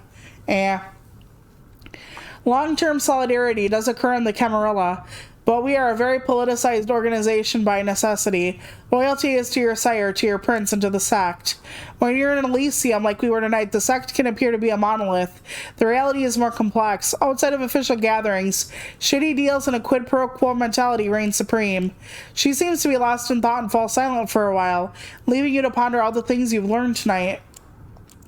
It still feels absolutely unreal, but as piece after piece of knowledge falls into place, the image becomes almost entirely like an entirely logical jigsaw puzzle. Whatever you wouldn't believe on your own, you've witnessed. Many questions swarm through your thoughts, but the one you keep returning to is what your place in the new reality should be. The car stops. You're in the city, in front of an old but well renovated apartment building. We're here. Would you like to see your lodgings? Let's see. Is it another drop safe room in an underground parking lot for my safety and all that? Don't be ridiculous. You're not a sireless fledgling in Kadir's stern grasp anymore. And even he wouldn't hold you there any longer than necessary, I think. Yeah, because he was gonna fucking behead me or some shit. Come upstairs. She leads you through a small hall with a night guard who greets Miss Langley with a good evening, and you take the stairs up to the second floor. Sophie opens the door to room 209. Inside are all the amenities you can expect from a modern apartment, and some you wouldn't have deemed necessary just the previous night, including thick blinds on the windows. The back room has a comfortable-looking bed and a thick steel door with several sturdy-looking locks but no windows. Well, how do you like it? This is great, thank you. I'm glad. Make yourself at home. Tomorrow I'll take you hunting and discuss the blood in more detail. I don't need a... Okay, anyway. I'll let you get comfortable. The keys are by the television set. I'll come pick you up tomorrow night. Use the back room for rest. You can lock the doors just in case. It stings a bit when she leaves. It's like the room suddenly became a few shades dimmer. Yeah, it's her glamour. It's her power. You inspect the kitchen, hoping to find something to drink. Nothing. No regular food either. Well, the regular food is... yeah. I guess. I think the whole she couldn't drink the certain thing was partially about the blood type, but I don't know. I know that, like, in some lore, like, if there's a substance user, like, you can get high, some lore you can't. I don't really remember, like, all of the stuff from World of Darkness. It's been so long. Feels strange that Kadir would be a more thoughtful host than your new sire, even if only in that respect. You briefly wonder if the sheriff might have a hidden side. Yeah, sheriffs are the enforcers. With nothing left to do, you lie on the couch with the TV playing in the background for company. Columbo returns. Kojak returns. President of the United States got himself into serious trouble again. President of the United States got himself out of trouble again. Pundits start yelling over each other about things that seemed a little bit less insignificant just 2 days ago. You start drifting off, reflecting about another night of confusing conversation and worldview-shattering revelations. How many more before you finally understand what happened to you and what you're supposed to do now? You keep coming back to the life you left behind, the people you should contact, the things you want to pick up from your apartment. You wonder when you'll have a chance for either. You won't. Like, this is like being dropped in witness protection. You don't go back. As you start to feel the same tiredness that made you drift into a cold sleep last night, you settle in the back room. The bed is comforting. The lack of windows less so. The lack of windows will help. You leave the light bulb on. Looking at it, you realize it's the closest thing you'll come to staring at the sun on a breezy summer day again. A wave of melancholy overwhelms you. Yeah, a lot of people have problems with not seeing the sun again. A few minutes later, your consciousness fades and you take the plunge into darkness again. Sinking, sinking, sinking, sinking. Alright, so we're not going to die right away. Awesome. Hunger is at the heart of a vampire's existence. To ignore it is to tempt the beast to take over in its desire to feed. To overindulge in feeding may threaten the masquerade. Yeah, you can only take so much, otherwise you risk getting caught. While straining what humanity you have left. The more you kill, the less humanity you have. In coteries of New York, having high hunger is indicated by a thicker, bloody frame across the screen. Like the one you see now. Okay, I thought that was just some kind of a detail. As your hunger grows, so does the indicator. The hunger may increase when you call upon your vampiric powers. Yeah, you get more hungry when you use your power, like when you exercise. Or when you need to mend your wounds after a fight. Oh, I get to actually fight in this game. Wait a minute. When your hunger reaches maximum level, you receive a warning after you complete a piece of the story. Ignore it at your peril. Some choices may only become invisible if visible if your hunger is high enough. Similarly, high hunger may block off some choices, as you'll be able to see after pressing continue. Okay, that works. To decrease your hunger, you'll need to feed. Whenever you see a feeding opportunity, you can take the risk to hunt and slake your hunger. Okay. You will need to keep the hunger at bay if you are to uphold the masquerade and survive the nights that await you. Yeah, because if you take too much blood, you risk exposing the other vampires. But you also, if you kill people, start losing your humanity, because you get numb to killing people. But if you don't feed, you become more bestial, because your hunger will make you do careless things. You open your eyes. The bed isn't warm. The room is filled with artificial light from the ceiling. The solid metal door is closed. Normally you'd stretch for a bit. On some mornings you'd probably throw the quilt over yourself and snooze a moment longer. But that was before. The way you wake up now, you are fully conscious. No grogginess, nothing weighing you down. Just the nagging need in the back of your head. Hunger. Not as severe as the last time, but unmistakably there. You get up and open the door to the main room. A digital clock on the TV shows you the time. 9:04 p.m. You walk over to the blinds and retract them cautiously. The only light coming in is the New York City's artificial nighttime luminescence. There we go. So that's what your waking hours are going to look like now. You missed the sunlight already. Yeah, and some actually just walk into the sun. You're seriously considering walking onto the apartment and figuring this all out by yourself. Then you come back to the memory of Kadir's exotic sword being raised in the gallery. Maybe sticking around isn't such a bad idea after all. You keep jumping channels for around half an hour and then switch to streaming services. Almost as if the universe had a sense of irony, you catch True Blood in the flood of recommendations.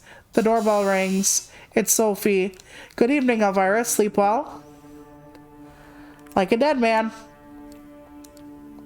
Curious wording, but that's not far from the truth, I suppose. No use dwelling on it. I think you will agree with time.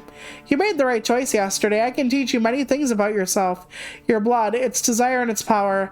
We will begin tonight. You are hungry, yes? I'm sure you are. Our kind always is. There is only one remedy, the blood.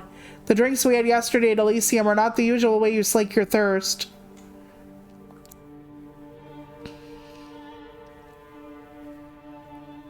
Oh, I'm only playing this once, don't worry. So don't worry at all. Don't worry at all. Okay, hold on. So tonight I will assist in your first foray into hunting. You'll need to learn to sense the kind of blood you desire, to understand how you can use the kind's vulnerabilities to your advantage, okay? I'm ready to learn. Such eagerness, or is it just hunger making you impatient? You'll find that drinking moderate amount of it regularly will keep the hunger and the whispers of the beast away. You may think yourself monstrous, but there is a balance to be found here. The kiss gives the kind pleasure. You might remember this from your own embrace. Some can even become addicted to the sensation. Yeah, blood dolls. No, I'm not going back to this after tonight, I don't think. Unless everybody is like, yes, please, Luke, oh my god. But no, I don't think so. After all, vampires do not exist. They are myths, fairy tales, and pop culture mainstays, correct? She gives you a sly, knowing smile. That is why the masquerade is so important, and even more crucial when you feed.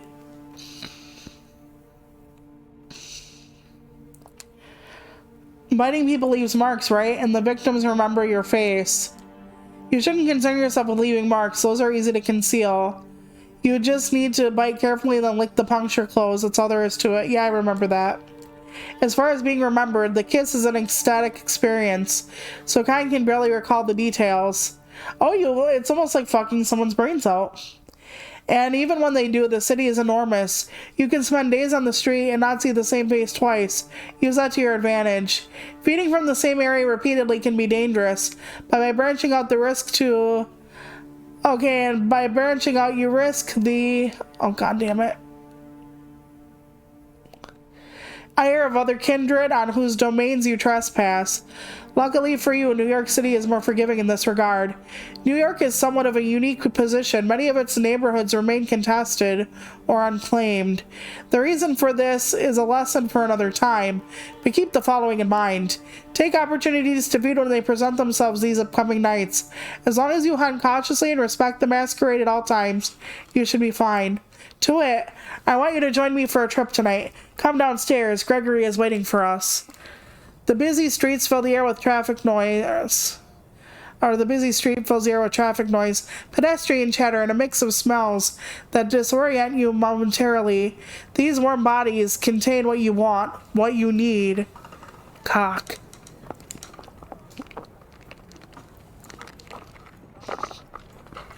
You catch yourself. Did you really think of these people as mere sources of blood?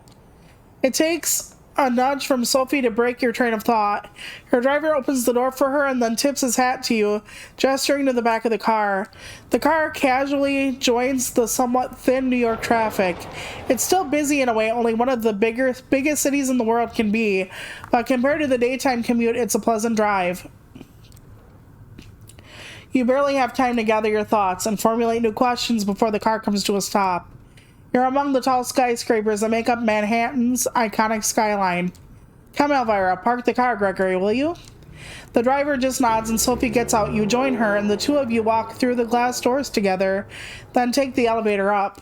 You first notice the empty stage with the instruments of a string quartet still in the back, then take in the few dozen chairs in front of it. The concert seems concluded. The patrons, all smartly dressed and posh, have spread out over the hall. Sophie starts confidently inside, produces an invitation from her purse that she flashes in front of a security guard. You follow close and they let you through without issue. Let's start easy. A social setting like this one would usually prove quite challenging to an inexperienced kindred, but consider this evening a small gift from your patron. I'm hoping to procure for you a willing vessel. Just remember what I told about taking small sips. This one I have a soft spot for. Don't damage her. Now let's see here. Ah, there she is. She notices somebody in the crowd, flashes her a heart-melting smile, and suddenly even you feel drawn to her. You haven't thought about it before, but it's laid clear before you in this moment. Sophie is beautiful, and just looking at her is a privilege, and being with her makes you feel elated. Yeah, that's her power. That's her power. Everybody in the crowd, but especially the man who's almost tripping over himself to reach her, clearly agrees. Edgar! Oh, I thought there was a woman you wanted me to tap. I'm so happy to see you. How is your daughter? Is she with you? Oh, there she is. Julie, my girl, come over here, please. There's somebody I'd like you to meet. Okay, it is a woman. The young woman walks across the hall, can't be more than 19 years old. It's clear from her mismatched earring and the partially faded purple hair dye that she doesn't fit into the crowd. Julie, this is Elvira. I think the two of you should get acquainted while I talk business with your dad. Awfully boring stuff, I assure you. I'm positive you'll like each other. The girl gives you a shy smile and nods toward the balcony upstairs, or the balcony stairs. You follow, somewhat unsure of what it is exactly Sophie expects you to do. I think you know what she wants. You reach a secluded space from which the entire lobby is visible. All eyes are on Sophie. They listen intently and then laugh when she does. So she's actually glamoring people to look away. So I can fuck up a little bit, hopefully without being noticed. I hope I don't have to like rapid press or do any button work after all this reading. I'll just be like, the fuck, and then mash, and then lose. Julie saves you the trouble by figuring out the next step. If you're with Sophie, then I guess you're, you know. She puts her wrist to her lips and gives herself a theatrical nip, then looks at you embarrassed, but also hopeful. You're into that sort of thing? She blushes, looks down at the floor, and nods.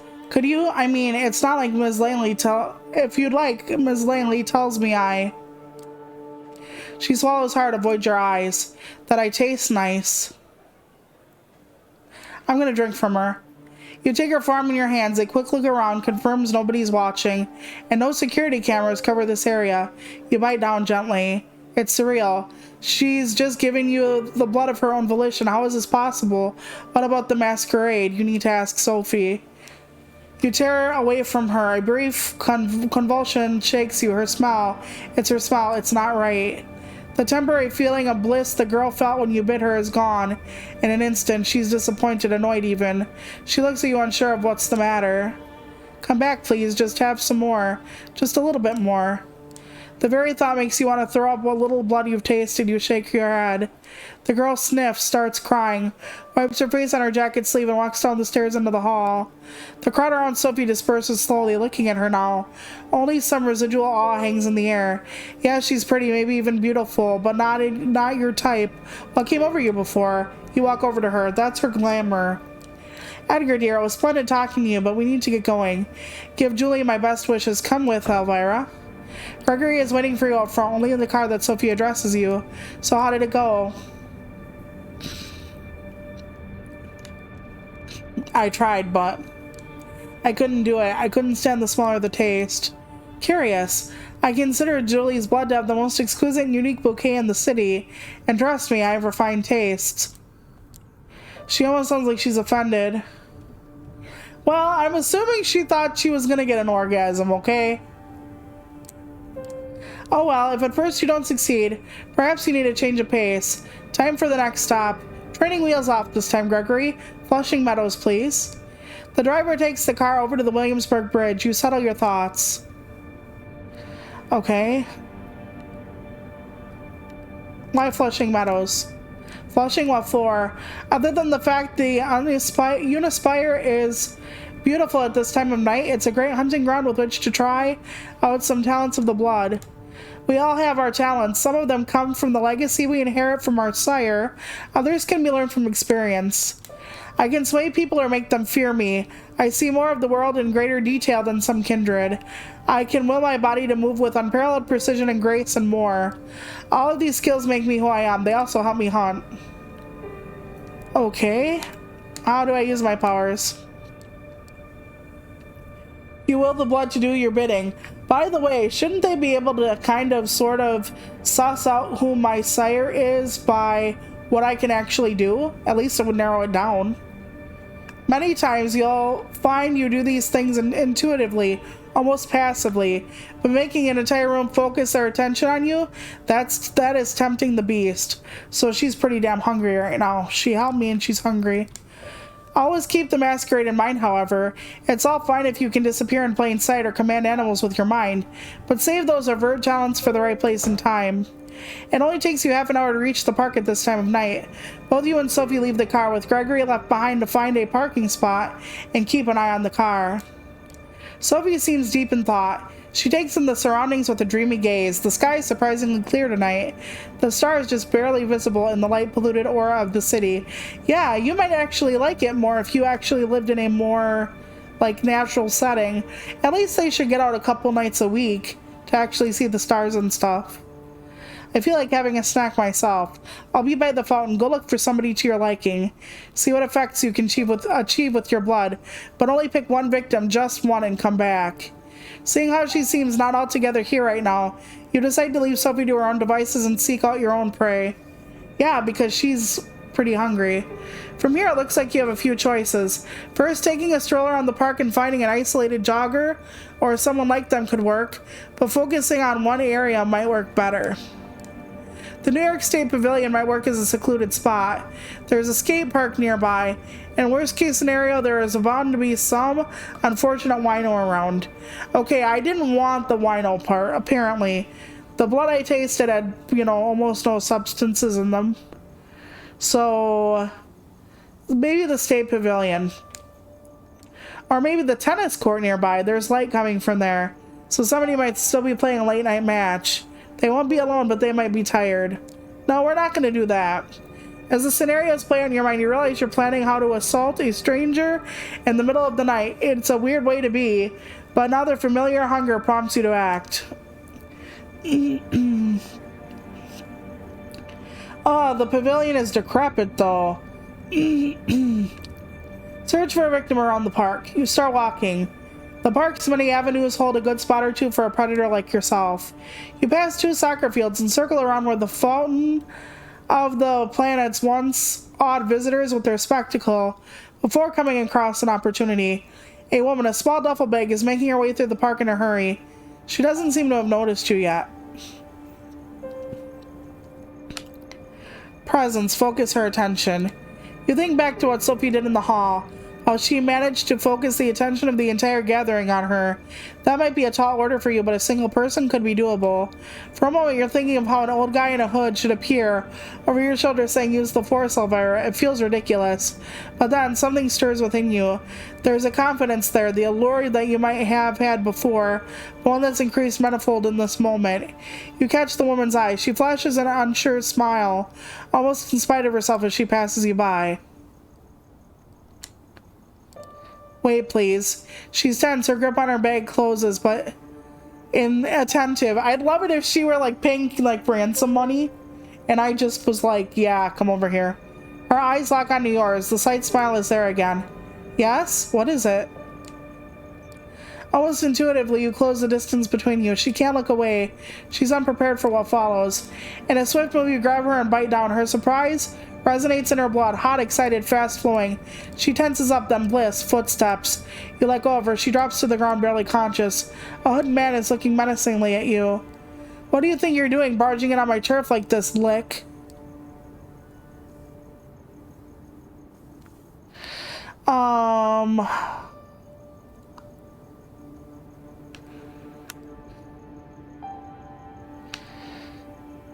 Like, what did you just call me? Like, what is that supposed to mean? Don't be cute, I know what you are. Shove the masquerade bullshit up your ass. Better tell me what you're with before a posse shows up and I beat it out of you. Big talk coming from a chump. He tenses up, gives you a nasty look and bares his fangs. You don't want to push your luck, dumb fuck. My crew is in earshot. One shot and you're done. Done. You get what I'm saying? So if you want to dance, let's dance. Once I'm through, I'm going to hand you over to the Callahan, and you're gonna be sorry I didn't finish you off instead. I'm gonna dominate.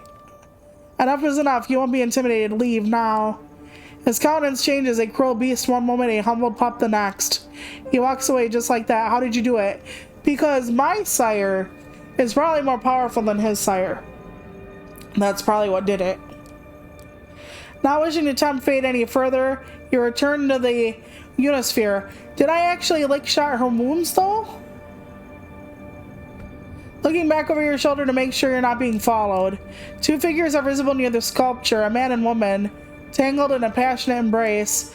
No, not exactly, it's Sophie feeding, but the whole scene is set up that it looks like a couple getting intimate in public. She pulls it off like she's done it 100 times before. It occurs to you she probably has. The man is unsure on his feet as she lets go of him and leads him toward a nearby bench. Noticing you, she whispers something into his ear and leaves him. Her driver appears from behind a tree. Oliver, how did it go? You're about to answer when the same figure as before emerges from one of the alleys. He looks at the three of you with a predatory smile. You're screwed, dumb fuck. You think you can mess with my head and get away with it? Think you're safe with your friends? Well, I have friends too.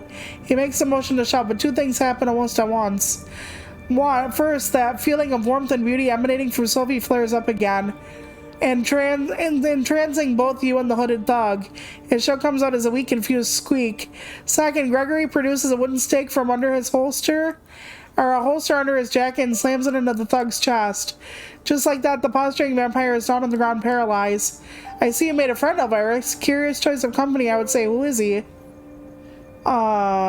He mentioned a Callahan. He said something about presenting me with someone named Callahan. Ever heard of him?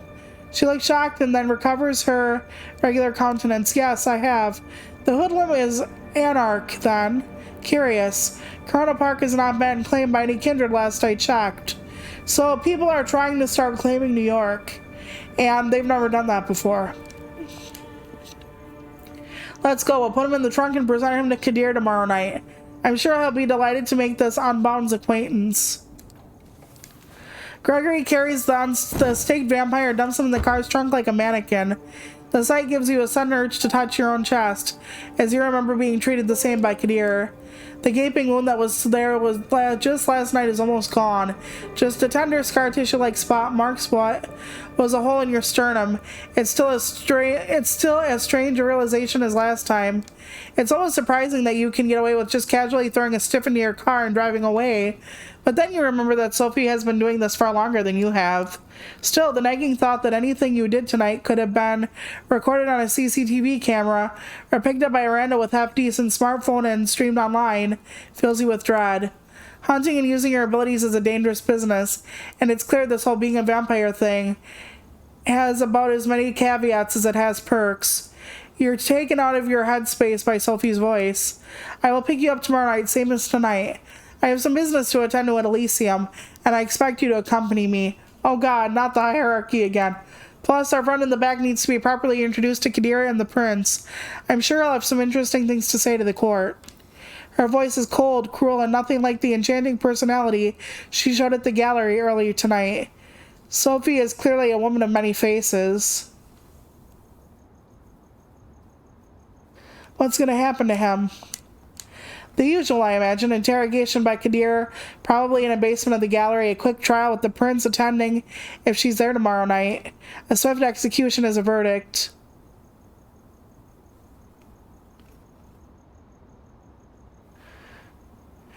Okay, but like,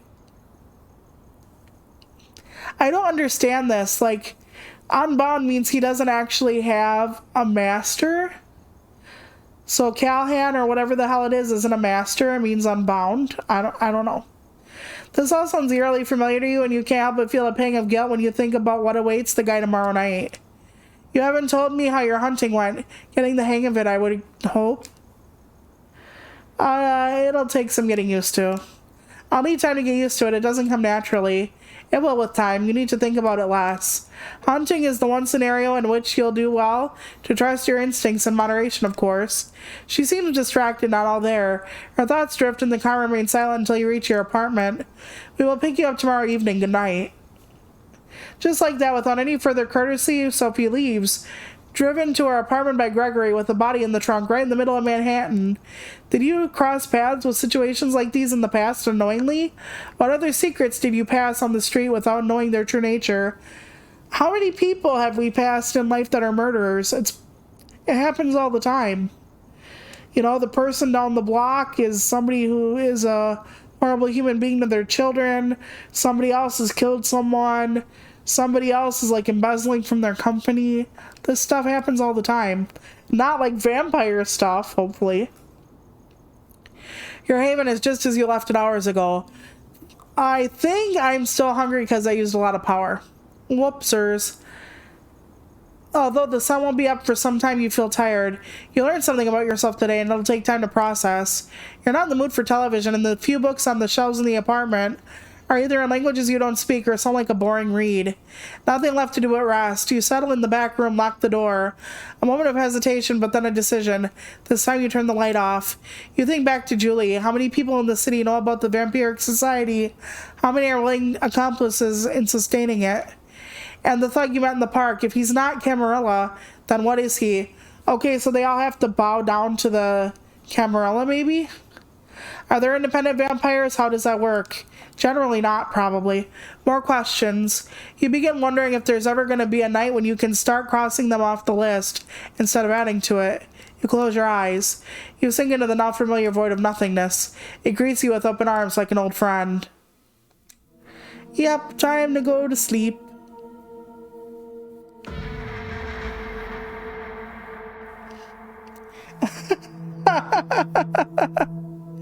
That's funny. That's funny, Zohar.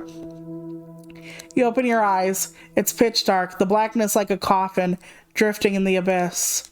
All right, the light. You grasp for the switch, flip it. The familiar cramped room with a steel door and no windows comes into view. You emerge from the bedroom fully awake just like yesterday. This time, however, Sophie is waiting for you, comfortably seated on the sofa in your living room space, a book in her hand. The Melancholy of Resistance. The title is sure on brand. Good evening, Elvira.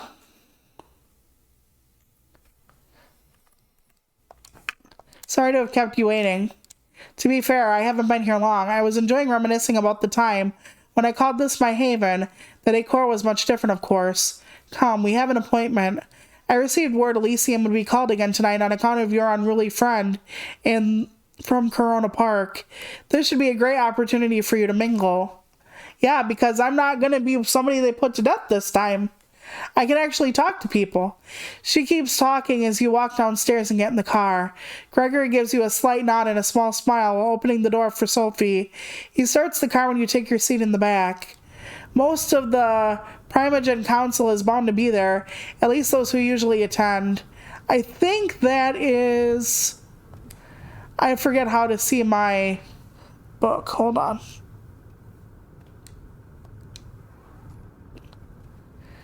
Okay, hold on. That's not what I wanted. Okay.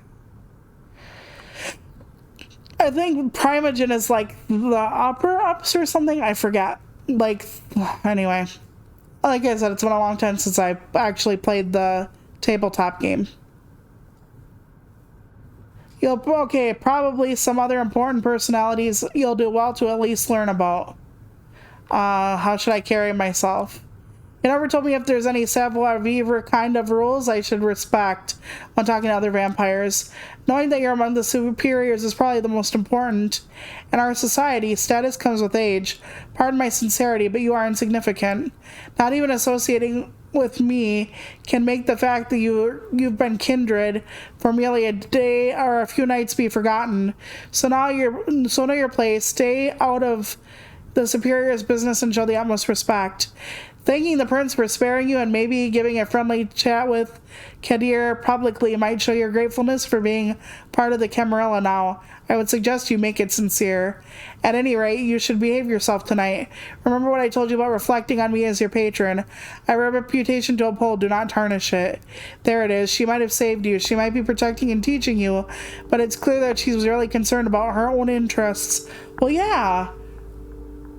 I would not want to... No, that's just my log. I was looking for my glossary. That ain't it. Doesn't matter. The glossary is what tells you, like, the Primogen. That's why the words are in red, so I think you can go find them in the dictionary. And honestly, she saved you. Yeah, but you are nobody to her. She saved you for whatever reason. You owe her at least, like, not getting her fucking killed. I mean, unless she's trying to do something horrible to you and you don't know. You step into the art hall with something of a bad memory. The last time you were here, your entire world had turned upside down and your existence nearly ended. But tonight there is very little outward hostility. Yes, Kadir gives you a look that's definitely intended to remind you of your place. But the prince, also in attendance, seems pleased to see you. Welcome, Sophie. Elvira, did I get that right? Good evening to both of you. I understand there is somebody else you wish to present to the court tonight. You know, this would be a lot more fun if I were actually a voice actor. This would be more fun to do and to watch, probably, but I'm not. Yes, Prince, they'll be joining us shortly. My assistant is retrieving them presently. This better be worth the prince's time, Langley. The prince gives Kadir a cold glance. Forgive the sheriff's harshness. He's in a particularly foul mood tonight. Something to do with Elvira's begetter eluding his grasp, I believe. Ouch. That must have hurt his ego, even if his only reply is a crooked smile. The mention of your sire makes you grit your teeth in anger, asshole, setting you with a curse that cuts off your career, cheating you out of your ambitions, offering little in return so far. Ah, but you're a vampire. You have nothing but time for politics and ambitions. This would actually work out great for someone like her, if she can get her head out of her ass. You remind yourself that defeatism will get you nowhere. Mindfulness. The here and now. This is an opportunity. You will make the most of it, if only despite everyone who doubts your true worth. The flaring up of whispers in the gallery hall breaks you out of your thoughts. Gregory enters the room, the jumpsuit-clad inert vampire still staked on his shoulder. The show's about to start. Sophie's driver places his charge in the middle of the room and nods respectfully to Kadir. So, is Gregory almost like Sophie's sheriff? In a weird way? No. I can't voice act to save my goddamn life. Unless you want them all to sound like this. So no. Okay, the sheriff approaches the vampire and removes the stake from his chest. The captive's eyes flicker to life and he starts looking around in disbelief. Like a cornered animal, he backs out on all fours, keeps going in circles till he realizes he's trapped. Kadir steps on the man's chest and pins him to the floor. Why, who do we have here? Oh fuck, oh shit, oh, come on, don't. Silence. The sheriff takes on an aura of utter dread.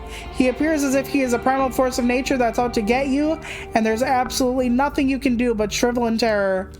The beast inside you shrieks, and you could swear it happens in unison with the instincts of some of the other guests here tonight. It's unlike anything you've experienced in his company during your turbulent first night as a vampire. He really did go easy on you, all things considered. He might be one of those more animalistic, the ones that are almost like more werewolf than vampire. It seems like it takes all the hoodlum's willpower not to curl into a fetal position and start crying. No, please, don't hurt me, man, don't. You and me are gonna have a little talk downstairs at the prince's discretion. Please, go ahead, my sheriff. You heard the prince. Get up, let's go. He doesn't wait for the confirmation, he just grabs the man and drags him, kicking and screaming out of the room. Conversations start all around you, some whispered, some quite overt. Sophie looks somewhat bored of the whole affair, her eyes wandering from our piece to our piece, carefully finding nothing to her particular liking, or clearly finding nothing. Torture in an art gallery. What happens now? So what happens now? It'll be at least some minutes before Kadir gets the information he seeks out of the thug. Why not mingle while we wait for him to break? Oh, joy. Excuse me. Sophie leaves your side and goes to a corner of the gallery where a group of kindred, some seemingly pretty old-fashioned, gathered. A concierge offers you a drink still warm. It smells nice. Just a sip to start you off, a splash over your palate, coating your tongue and the inside of your cheeks, nourishment. You're left to your own devices. You have a quick look around. The prince is currently talking to a dark-skinned woman that you recall seeing here those few nights ago. She has a cold but noble countenance to her. Their conversation seems to be casual. A loud shrill laugh turns your attention to the bespectacled man you saw with Sophie on the night of your judgment. He's making the rounds, chatting up different patrons. You feel somebody's eyes on you. A casually dressed, plain-looking man stands alone near a column watching you. He turns his gaze away sheepishly when he realizes you've noticed. I'm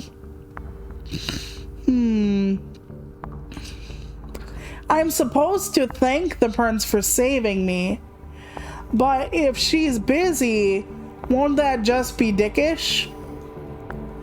The man with the glasses, I think, is the guy that talked to Sophie, who also was on the council who didn't want me to die. I don't know. I'm not sure. Let's confront the man looking at me. There's something about the guy. It's not that he's staring at you. Most everybody in the room has at one point or another.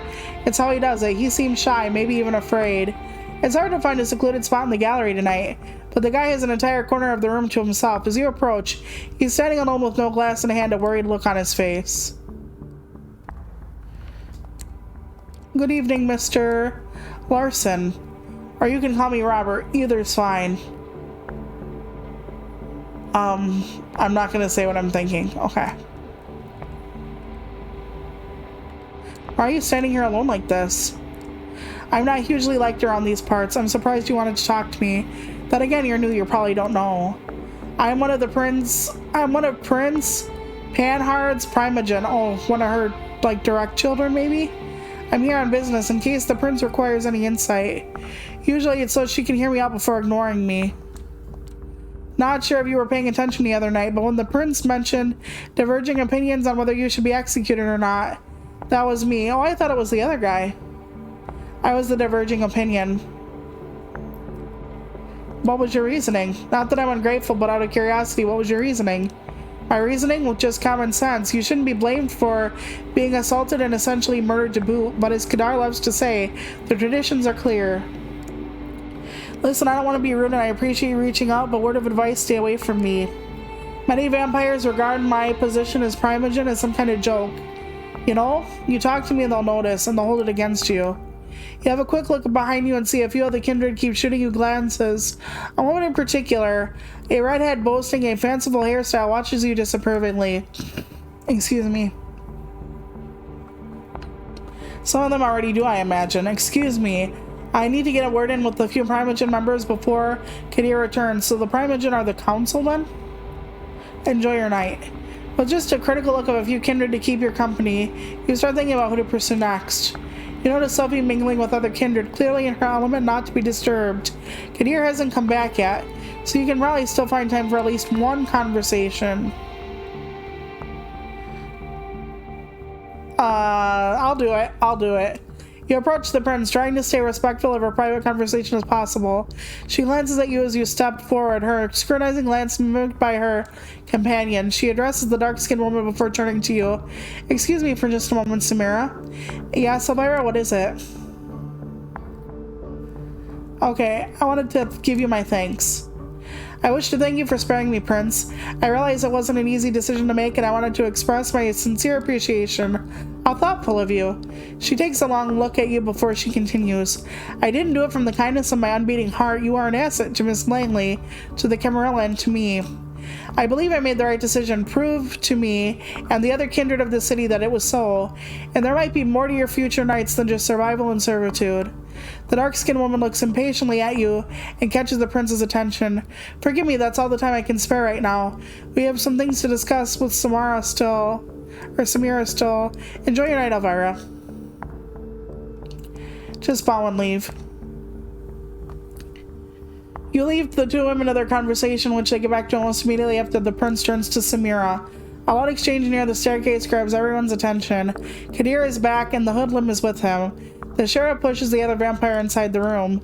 The vampire that threatened you last night is a mess. The stupid hat is still inexplicably on his head, covering some of the ruined face in a welcome shadow. He's barely conscious. His skin is broken, you think. Something protruding there, making the pant leg bulge. One arm seems twisted at a strange angle. Very little blood, surprisingly, but clearly a whole lot of hurt. While Kadir, did our guest cooperate? Tell the prince your name. It's Howard. And who do you run with, Howard? The Midnighters. An Anarch coterie. So a group of like an outside gang, I guess. Active for some time now. Though from what this one told me, the name is about the only legacy the group has kept over the years. I see. Hey, Prince, I didn't mean it. I didn't know. I didn't. A loud crack makes some of the guests suddenly gasp, but Kadir's short slap dislocates the man's jaw. A spray of blood creates something like an abstract piece on the floor. This one is guilty of threatening a member of the Camarilla and claiming a domain without the prince's approval. That alone would be enough to pass with judgment, but he's also Anarch's scum. My prince? There can be only one verdict, final death. Do your duty, Sheriff. Unless, of course, someone would like to play at being good Samaritan like our dear Miss Langley a few nights ago. The look the prince serves you and Sophie is a cruel jest. Sophie takes it gracefully, smiling and slipping her arm under yours in a strange public show of affection. Nobody says anything. The vampire named Howard jumps to his feet and makes for the window.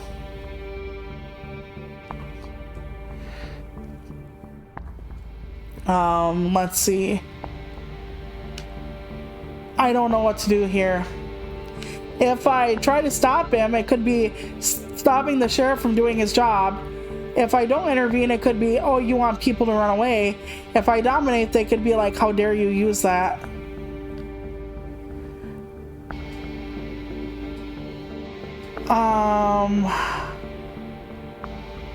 I don't know. This might get more eyes on me. You know what? We're not playing this another night. Let's just fuck it. Let's just do it. The moment you catch Howard's eye, ordering him almost comes to you instinctively. Stop. He stops and looks at you with one eye, the other swung closed by Kadir's interrogation. A swift slash separates his head from his shoulders. The body slumps to the ground and starts decomposing in front of your eyes.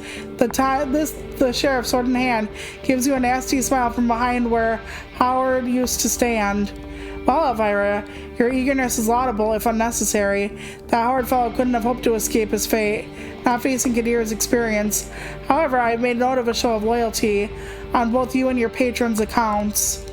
I would like to thank Miss Langley for bringing this anarch thug to my and Kadir's attention. I assume all have found the verdict satisfactory. It's a rhetorical question and everyone here knows it. Then I consider the meeting concluded. Good night to all of you. She steps out of the room and you see that many of the guests move to do the same. Sophie seems to be conversing with someone, a serious man in a trench coat, about what transpired. You probably have time to strike up a conversation of your own. Kadir is still here, for one, but clearly getting ready to leave.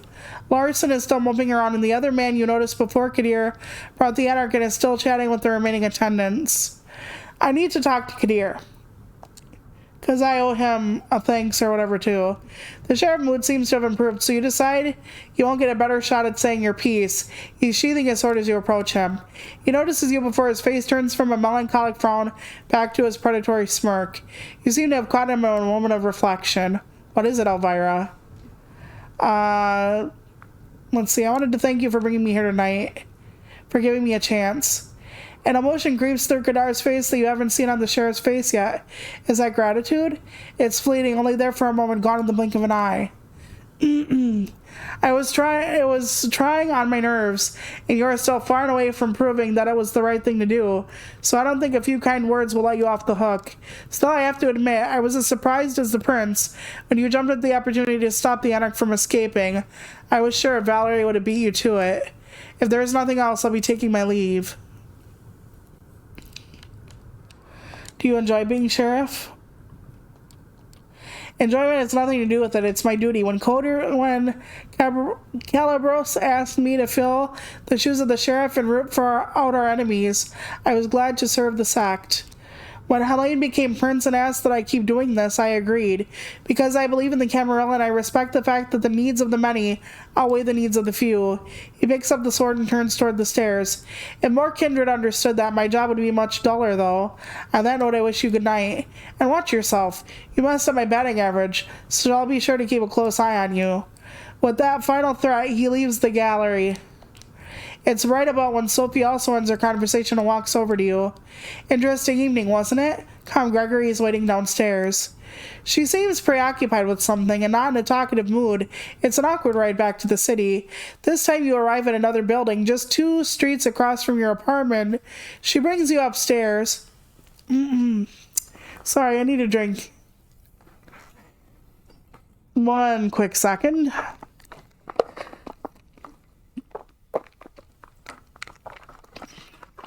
Through a very nice lobby and a luxurious-looking hall into her domain. Please have a seat. I shall be right with you. You take in your surroundings. The apartment is like a gallery. An old-school smoking room that you've seen in some period piece once, and a nouveau riche's living room, meticulously combined together. Apologies, old habits die hard. Clearly, some stick with you even after your death. She drags on her cigarette and breathes. How is she doing that? Can you do that? Oh yes, you might not know, it takes some practice, but you can keep smoking if you like, other things too. Experiment, you might surprise yourself. But I did not bring you here to show off. This is where I rest, these nights. That door in the back, the bedroom, similar to yours. I have servants and bodyguards in addition, of course. I brought you here because I need you to trust me. When I told you before that I needed your best behavior to uphold my good standing with the court, I meant it. But that's not the whole story. I have your interest in mind, too. That's why I've given you your own haven, why I'm trying to teach you how to navigate the new reality. But you need to trust me or else this won't work. You can come here whenever you feel like asking me something. When you're in trouble, too, though I hope that won't happen often. I would ask you to come here when you wake up tomorrow. I have something to discuss with you. Okay. I'll be here. I appreciate that. The silence again. There is definitely something on Sophie's mind tonight, but she doesn't seem eager to share it with you just yet. I'm leaving for another visit. Come downstairs with me. We'll give you a lift. A quick trip, a promise that you'll show up tomorrow, and some polite goodbyes later. You open the door to your haven and gather your thoughts. It's exciting in a way, being dragged deeper and deeper into the secret society and its rules. Whatever Sophie has planned for you, it's bound to teach you more about this thing you have become. You sink into your vampiric sleep just with a sliver of hope. It's a welcome change. Yep, and we rest. Once more, darkness falls upon the city. You wake up, same as you have these past few nights, in a windowless room. As you pry open the reinforced steel door, you look out the window to see invariably a sky there of sunlight, and then it hits you, the hunger. For a moment, you let yourself wonder if there will ever come a night where it's just not there. Given what you've learned thus far, you probably have as much of a chance of kick-starting your heart with jumper cables. You lock the door behind you and head over to Sophie's apartment. I thought the sun was still out. Maybe I'm wrong. You did promise to call on her. Might as well not keep the lady waiting. And hey, what else are you going to do? Get in touch with your boss? He's probably looking for you, if only to scold you for the unattended files piling up on your desk. But what is he going to do? Call the cops? Ugh, not worth the hassle. You're almost hoping the few coworkers that seem to give a shit about you were faking it. It would make things easier, a fresh start from the ground up, just like old times. These thoughts put you in a weird mood. It's a strange sensation to walk the crowded streets, same as you have many times before, but feeling so disconnected, all these people, you're not one of them, not anymore. You're a vampire, kindred, and you need to carve your own path in this strange new existence, one way or another. Appropriately enough, you arrive at Sophie's building just as that thought crosses your mind. A quick word with the security guard, and you're let into the elevator. Apparently, Ms. Langley is expecting you. Of course she is. You knock and wait patiently as the footsteps on the other side grow closer. Finally, the door opens and Gregory, Sophie's driver, god dang it, invites you in. You find the lady herself standing by the window, silhouetted against the city's midnight glow. She stares out, motionless, like a marble statue. It must have been sunless, not sunlight, before. Everything all right? She doesn't react immediately, but seems to snap out of some meditative state and looks at you with strangely bleary eyes. Yes, it is. How kind of you to ask. Tell me, when you look at the city, when you see the lights, hear the hum, smell the rain on the pavement, what do you think about? You gaze out. The lights and rain, the relentless honking below. Jesus. Hang on. The relentless honking below. Music blasting from a nearby window, echoing off the buildings. Someone should record an hour of this and throw it up on YouTube as an ambient piece. Other than that, though, it's business as usual. The sights, the sounds, the smells, you know them all too well. Sophie watches you. You can tell she's disappointed somehow, but covers it up with a courteous smile. While not everyone can appreciate the intricacies that the world offers, in fact, among kindred, my clan is somewhat notorious for finding innate meaning even in the mundane. You see, the blood that flows through me is that of the clan Toreador. See, it says dictionary updated, but I don't remember how to get there. Anyway, is it R2? Ah, here we go. So the Camarilla is a major sect of vampires devoted primarily to maintaining the Masquerade. Fledgling is a baby vampire. Prince, the vampire who claim to give an expanse of domain as their own, generally a city. The hunger, the urge to feed. Vessel, a source of blood for sustenance or pleasure. Primarily mortal, blood bag. The beast, the inchoate drives and urges that threaten to turn a vampire into a mindless, ravening monster. Elysium, a place where vampires may gather without fear of harm. Yeah, that's been so good so far. Anybody that's in the clan doesn't get harmed. Other people get tortured in the basement. Court functions in Elysium are strictly kept apart from mortals and surrounded in secrecy. Final death, you died the last time. Masquerade, the habit or tradition of hiding the existence of vampires from humanity. Sire, the person who birthed you. Traditions, the 6 traditions from the framework of governance among the kindred. Okay, so there's like a bunch to read there. Kine, a term for mortals. Sect, a group of vampires united under a common philosophy. Sheriff, ensures the traditions and the decrees of the prince are obeyed. The kiss, the act of turning into a vampire, or drinking blood. And then embrace is turning into a vampire. Kindred, the term for vampire as a whole.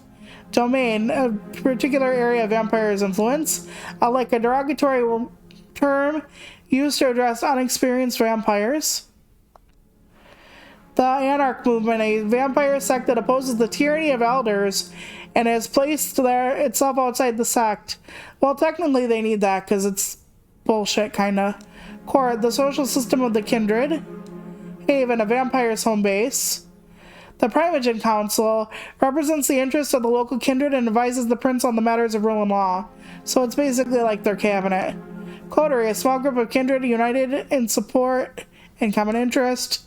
Clan, a bloodline of vampires. There are 13 known clans. Yep, okay, so found it. I had to press the other damn button. There are 13 bloodlines among us kindred, though the number has been contested in the past and seems like nothing is certain anymore. The clans have gone by many epithets over the years, but the names that use these knights have their roots in medieval times. The original Inquisition is, if you can believe it. They used it to categorize us, describe our inherent differences. In times we adopted them ourselves. Each clan has a uniqueness about it, inescapable, originating from an ancient progenitor, called from sire to child. Yeah, I just kept pressing the L2, thinking it was the same thing. It's not. The icons are different, but I saw the two speech bubbles as a book, and there was a book on the other side, so I'm like, is that a fast forward button? Don't ask me, my eyesight's awesome. For the Toreador, the gift lies in a sensitivity of sorts. They are uniquely attuned to beauty and ugliness both. We can see where most cannot. A blessing on most nights, occasionally a curse. So I'm not Toreador. The sheriff is of my clan as well, although you'd be hard-pressed to see him as such. Poor Kadir. It breaks my heart to see him in the state. Still, there is beauty in it as well. Nothing like a good fall from grace. Try as she might to act playful, you can tell she genuinely cares. She lets her gaze wander for a brief moment, but is quick to regain her composure. Then there are the Venturer, known for their pride and proclivity to rule over the others. The prince represents that clan, as well as is quite common in our society around the globe, yeah, true. Or the Blue Bloods think themselves ruler, the Bruja see themselves as revolutionaries. They call for universal rebellion while being slaves to their own temper. I actually think the Bruja are the, wolf ones, but I don't remember. We don't discuss the rabble much anymore after they largely broke off with the Camarilla. To think they were philosophers once long ago. I hope to tell you about some of the other bloodlines tonight. Oh shit. Do you know what my clan is? No, I can only guess it based on certain aspects of your behavior. You will need to come to your own conclusion and seek validation from your clanmates, if you require such a thing. As you will no doubt learn, some kindred fit these stereotypes more than others. The blood is hard to deny, though there are certainly those who try. But that is perhaps a subject for another time.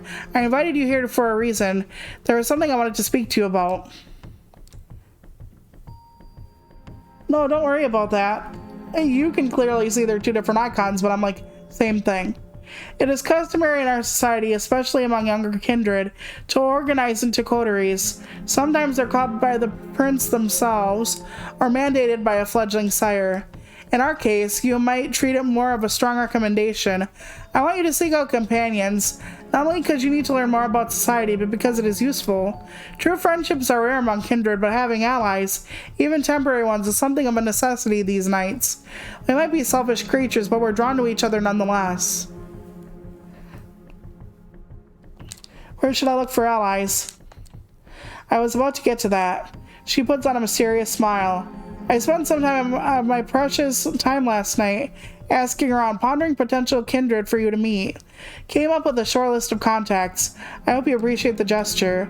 Forging a partnership with them might offer perspective and viewpoints I cannot provide, lenses through which to view our kind. They are all members of the Camarilla, of course, more or less. Okay, who are they? Eager to learn about them, I see. Good, I'm glad. So let's start with the Tamir. They are a powerful clan, disliked by many, but feared and respected by many more.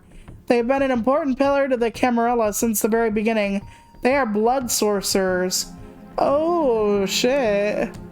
Blood sorcerers, you flash back to one of the nights where your ex would stay up late playing video games, not a pleasant connotation.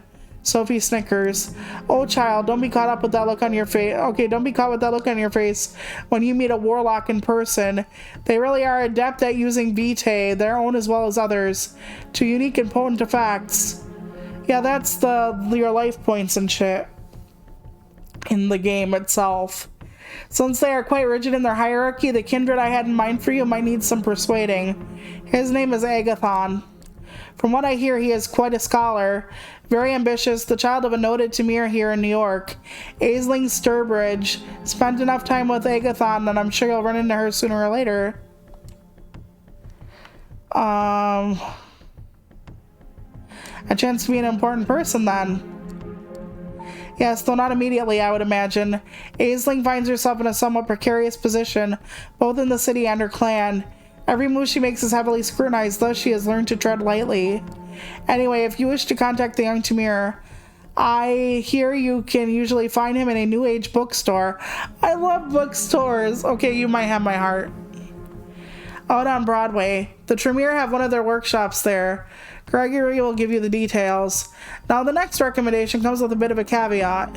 If you recall me saying, most bloodlines have unique features that might not be obvious at first glance, but there's one clan whose members wear their curse on their sleeve. The Nosferatu. Yeah, these actually look more like the traditional vampires. Like the ones with the, features of a vampire. The long teeth, they look more like the dead. The way she said it should mean something to you. Other than sounding foreign, it doesn't ring any bells. No wonder they make their havens and sewers abandoned buildings and such. Their appearance is hideous and obviously unnatural. Had they walked the streets like the other kindred, the kind would have learned of our existence long ago. Did she just shudder? It's hard to tell with her usual complexion, but I saw her skin suddenly took on an even more sickly color. Technically, they're in, but kind of outside the Camarilla, whatever. The bloodbending. I've never seen Last Airbender, actually. The one I have in mind isn't as big of an eyesore as the worst of them, but he's no Adonis either. He has some talents and connections you might find useful. His name is D'Angelo, and he has an office, for lack of a better term, and an abandoned grain terminal in Red Hook, right next to one of those Swedish stores. The name escapes me, the one with the awful furniture. An office? What is he, an insurance agent? He fancies himself a detective, if you can believe it. Thus, he insists on having an office to meet with his clients. Indulge his little charade, you might make him more eager to talk to you. D'Angelo does odd jobs for Kadir, digging up dirt, locating kindred who would prefer to remain hidden. The kind of work Nosferatu are best at, yeah, they are. He's on a case right now, something to do with the Kind murders, I think. After your initial brush with our dear sheriff, I think it would be wise to show some goodwill towards his agenda. Assisting D'Angelo with his investigation might be just the thing. She takes a brief pause to look out the window. He seems more interesting than the Blood Mage. Now come two of the more exotic proposals. Those weren't exotic? Yeah, if the Blood Mage and Vampire Detective were business as usual.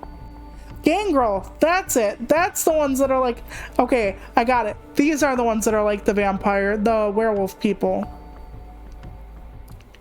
So they're the ones that are like rage-induced and whatnot. You may have heard about the Gangrel before. They're a wild clan in touch with their beast in a way others might not dare to tempt. They mostly keep out of big cities, but there are exceptions. Nominally, they haven't been part of the Camarilla in over 2 decades, but the one kindred I would like you to meet has strong, shall we say, familial ties to the sect. Her name is Kamika. Her sire, Jezebel, interesting way to... yeah, anyway, was instrumental during the Battle of New York back in 1999, the very same battle that cemented the city as a Camarilla domain. Sadly, her achievements have gone unrecognized. Tamika and a number of her siblings still reside in the domain they were awarded after the battle, Prospect Park. Jezebel herself left the city some years ago, fed up with being underappreciated.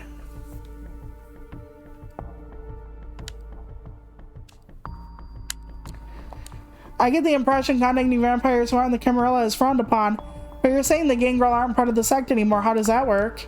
It's not as clear-cut. The Gangrel as a whole have sworn out of the Camarilla, but individual kindred of the clan still can hold our ideals. Jezebel was one of them before she became jaded. Well, yeah, you basically treated her like shit. Yeah, at least it wasn't Jezebel. That would be painful, especially, for men, anyway.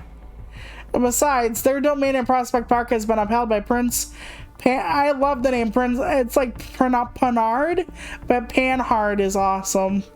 for all these years, has it not? We consider them members of the sect, and they have, for the most part, kept to themselves. Perhaps it will take a young kindred such as yourself to make them realize where their loyalties lie. So you see, seeking out Tamika could prove quite educational, if nothing else, and who knows, perhaps you'll find her temperament to be a welcome change of pace. But speaking of a change of pace, I have one last suggestion, and I don't make it lightly. The kindred who calls herself Hope. She's a Malkovian. Oh god, they're nuts.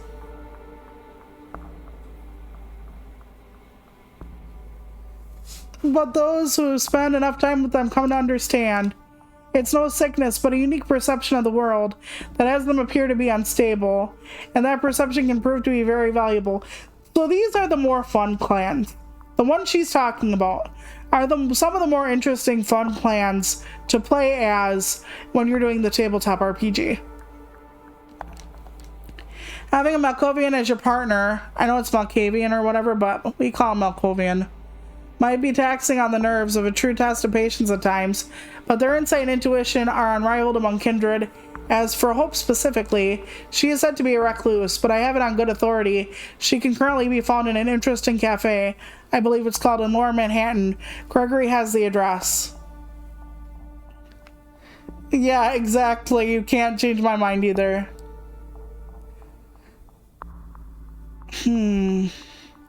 But the Malkovian. Okay, we were playing this one time, Vampire the Masquerade, the tabletop game, and the person was a Malkovian, and he actually was a televangelist type person. So he'd be like, "The Lord needs your money." It was actually fucking hilarious. And then he would like talk to himself, but it was funny. It was funny. At least I think that was what he was at the time. But anyway. Okay, truth is, she doesn't seem like my type. Like I said, if it wasn't for the fact that I'd like you to get to know members of different clans and hear their perspective, Hope wouldn't be on my list. But what I heard about her is true. You should seek her out and give her a chance. Well, I believe that's all of them. Still a few social calls to make tonight. I'll leave you to it. Use tonight and tomorrow night to arrange cordial visits of your own. I will send Gregory for you as soon as I have further need of your services. You will need a car. Join us downstairs, won't you? I get my own car. So the three of us leave. The car near the building, Gregory hands me the keys. It's a compact car, decent looking if not luxurious ride. Stay safe. It's your first night alone. Don't let it be your last. As they drive away, you find yourself with more freedom than you had the past few nights. A blessing or a burden, time will tell. With a list of addresses, you consider your next move. And I love D&D and tabletop RPGs. This is a lot more boring. With that being said, though, I'm over time, so this is where I'm going to leave it. And I'm not going back to it. It's just a one-off. I don't know if I'm going to play it on my own either. I could really fuck up her life. That would be interesting. But for now, I'm going to say goodbye, and I hope you all have a great weekend. Next week, I'm really hoping to do the card making stream. Like, really hoping. So, yeah, Sea of Stars. Hey, Sea of Stars is a good-ass game, man. I'm serious. It's great. This one, not so much. But again, not really a game necessarily. More like a choose-your-own-adventure. So, that being said, I'll see you next week. Hopefully, I'll have my hands cam thing set up. I'm going to try to prep the card stuff this weekend. We'll see how it goes.